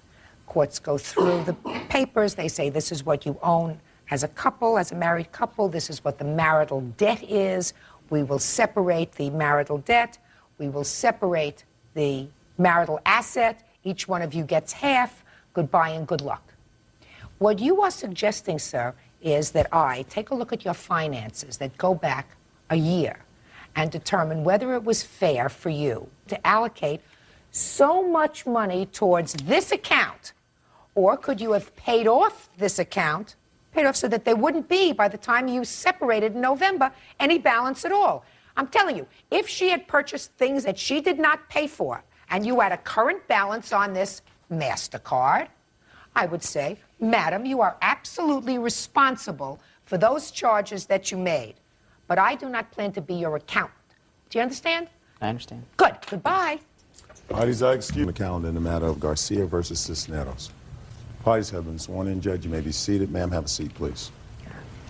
Ms. Garcia, you and the defendant had a long-term relationship, and according to what I've read, you have a child together. Yes. How old is the child? He's 4. You claim that sometime in 1999, the defendant had gotten a series of tickets as a result of being in an accident. Yes. What kind of tickets were they, sir? I was my license was suspended, and I went to court and I had to pay $1,600. And according to you, Ms. Garcia, the defendant asked you if you could loan him $3,000 to pay those parking tickets. Yes. After some time, you did in fact agree to pay the parking tickets with your tax refund. Yes. Did you give him a check for $3,000, or did you pay those tickets directly? I gave him the money. It was all cash. When I went to deposit the check, I took out half of that money, and then the rest I just gave it to him because I'm only allowed to take out $200 out of my bank account at a day. Why? That's just my agreement with my bank. It's a credit limit. This isn't credit limit. You put in a government check from the Internal Revenue Service. Mm-hmm. How much was the check that you deposited? It was $3,439. So you deposited a U.S. check, a check from the Treasury, of over $3,000. Yes. How did you get the cash? I have the transaction here. Let me see. That's the amount I deposited, and that's the amount that I put in. That's all they let me take out, the difference of that.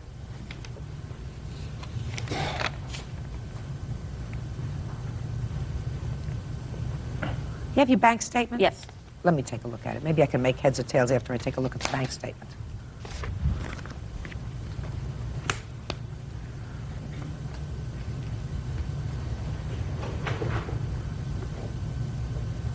Okay.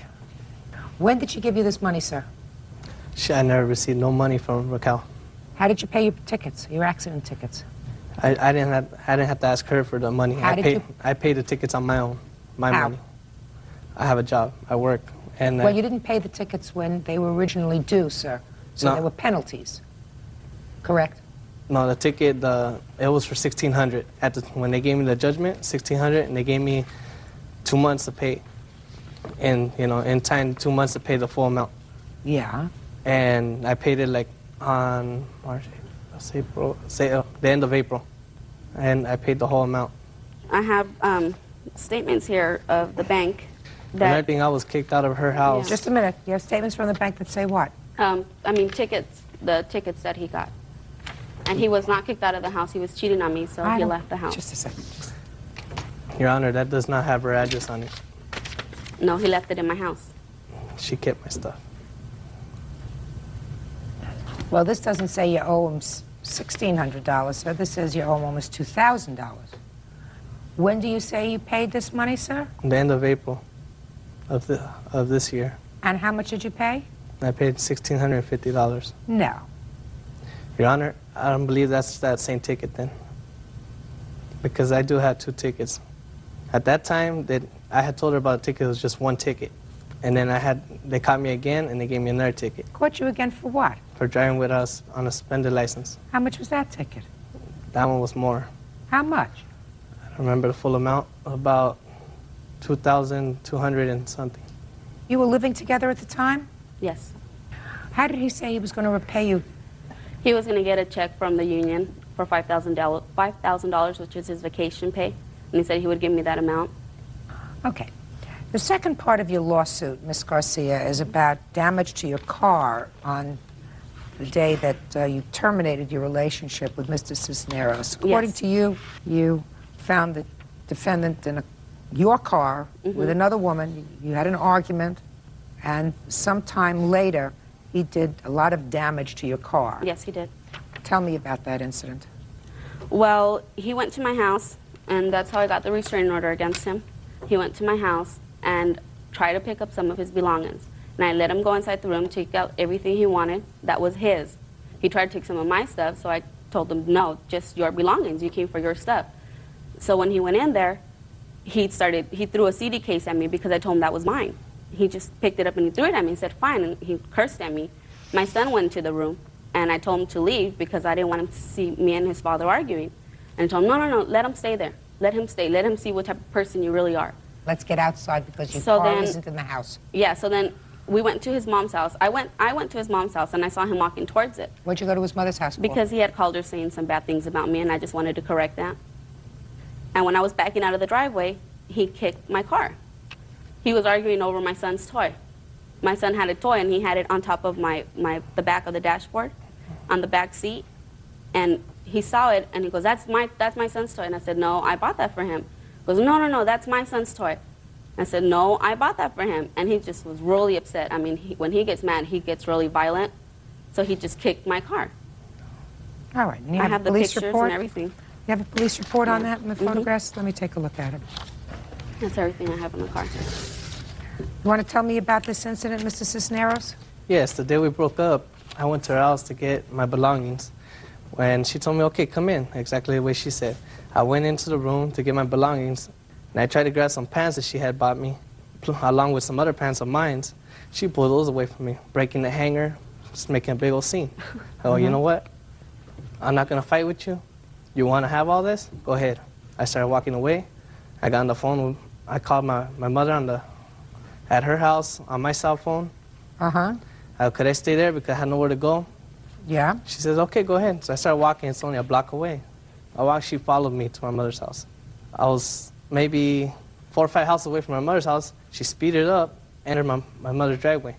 I walked into my mom's gate, walked past her, walked into my mom's door because it was open. She was waiting for me at the door. That was it. She was getting out the car, and my mom goes, oh, I thought you guys are broken up. What's she doing here? I go, don't worry, I'll tell her to leave. I opened the screen door and asked her, Rachel, can you leave? You don't have nothing to do here. So I'm not leaving. I don't have to leave. And you ain't nobody to tell me to leave. I go, can you please leave before I call cops? I'll do what you want. I'm not leaving. This is not your house. This is your mother's house. Anyways, I didn't come to talk to you. Judge Judy continues in a moment. Listen to me. You're not following me. You just said he was never violent to women. What did you need a restraining order for? Because he would also beat up on my son. Real cases, real people. Judge Judy. Raquel Garcia says the father of her child, Luis Cisneros, owes her for an unpaid loan and for the damage caused when he kicked her car. Luis says Raquel is lying about everything. How did her car get dented? I do not know how that My on son her will car. tell you. My son was there. You don't want me to interview him, do you? If you'd care, yeah. He saw everything. He knows how his dad is. You mean to tell me you had your son in the car? I had him in the car with me because I didn't have anybody to watch him. I went to go talk to his mom. His mom wasn't there. She had dropped off the kids at school.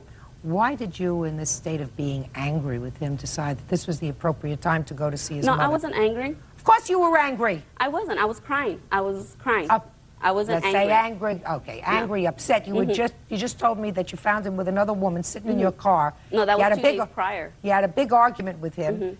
Told him to get his stuff. He was getting his stuff out of the house. You had an argument with him over his property, whether it was his property or things you bought for him. There was discussions going on. No, in we TV. were arguing over a sweater that I had bought for myself. Whatever. You were arguing. Yeah, we were. So, what did you take that moment for if he's leaving and if he's gone out of the house to put your son in the middle of a potential problem? Because you're that- not receiving. You're because- speaking.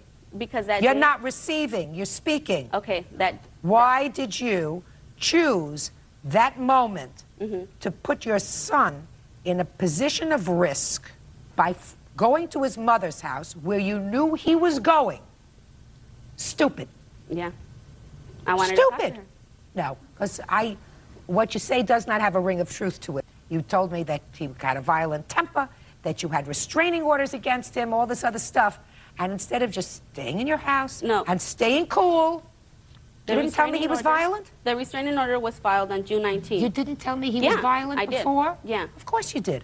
So if you told me he was violent before, and he was a little violent then... But he was and never violent with women. He would always beat up guys. So what did you need a restraining order for? Because he would push me. Listen to me. You're not following me. You just said he was never violent to women. Only to other guys. So I said if he was never violent to women, what did you need a restraining order for? Because he would also Then beat you up on my son. His mom has the pictures to prove that. Miss Garcia, I have a problem with a lot of things that you tell me. I do. I mean, not necessarily that I believe everything that he told me, but I have problems with a lot of things that you told me. I don't believe that you gave him $3,000. I did. I don't believe you. I know. honestly, I did. well- His mom, I told his mom all the time. You can ask her. I told his mom all the time. That what? I'm loaning him this money. She goes, for what? I said, so I could give him, so he could pay the accident ticket. Step up. You're Miss Cisneros? Yes. Do you ever have a conversation with Miss Garcia with regard to her giving your son money to pay off his tickets? She said she was going to lend him the money, but I don't know if Just she a really second. did or not. Just a second. Did she mention the amount of money she was going to give him? No. Okay. You deposited $1,679 of this check into your checking account, leaving a balance of $1,760, which you could have gotten back in cash. They wouldn't give it to me. Well, I don't know what you did with it, madam. I have no idea what See, you did the reason with they it. wouldn't let me have all that money because all I had was $1 in there when I deposited that amount, and they tell me I couldn't take out anything until the check was cleared. And when the check There got is no cleared, deposit in your bank in an amount of because $3,439. I withdrew half of that. That's why there was no deposit in that amount, because I withdrew half of that same day. That's exactly what I said.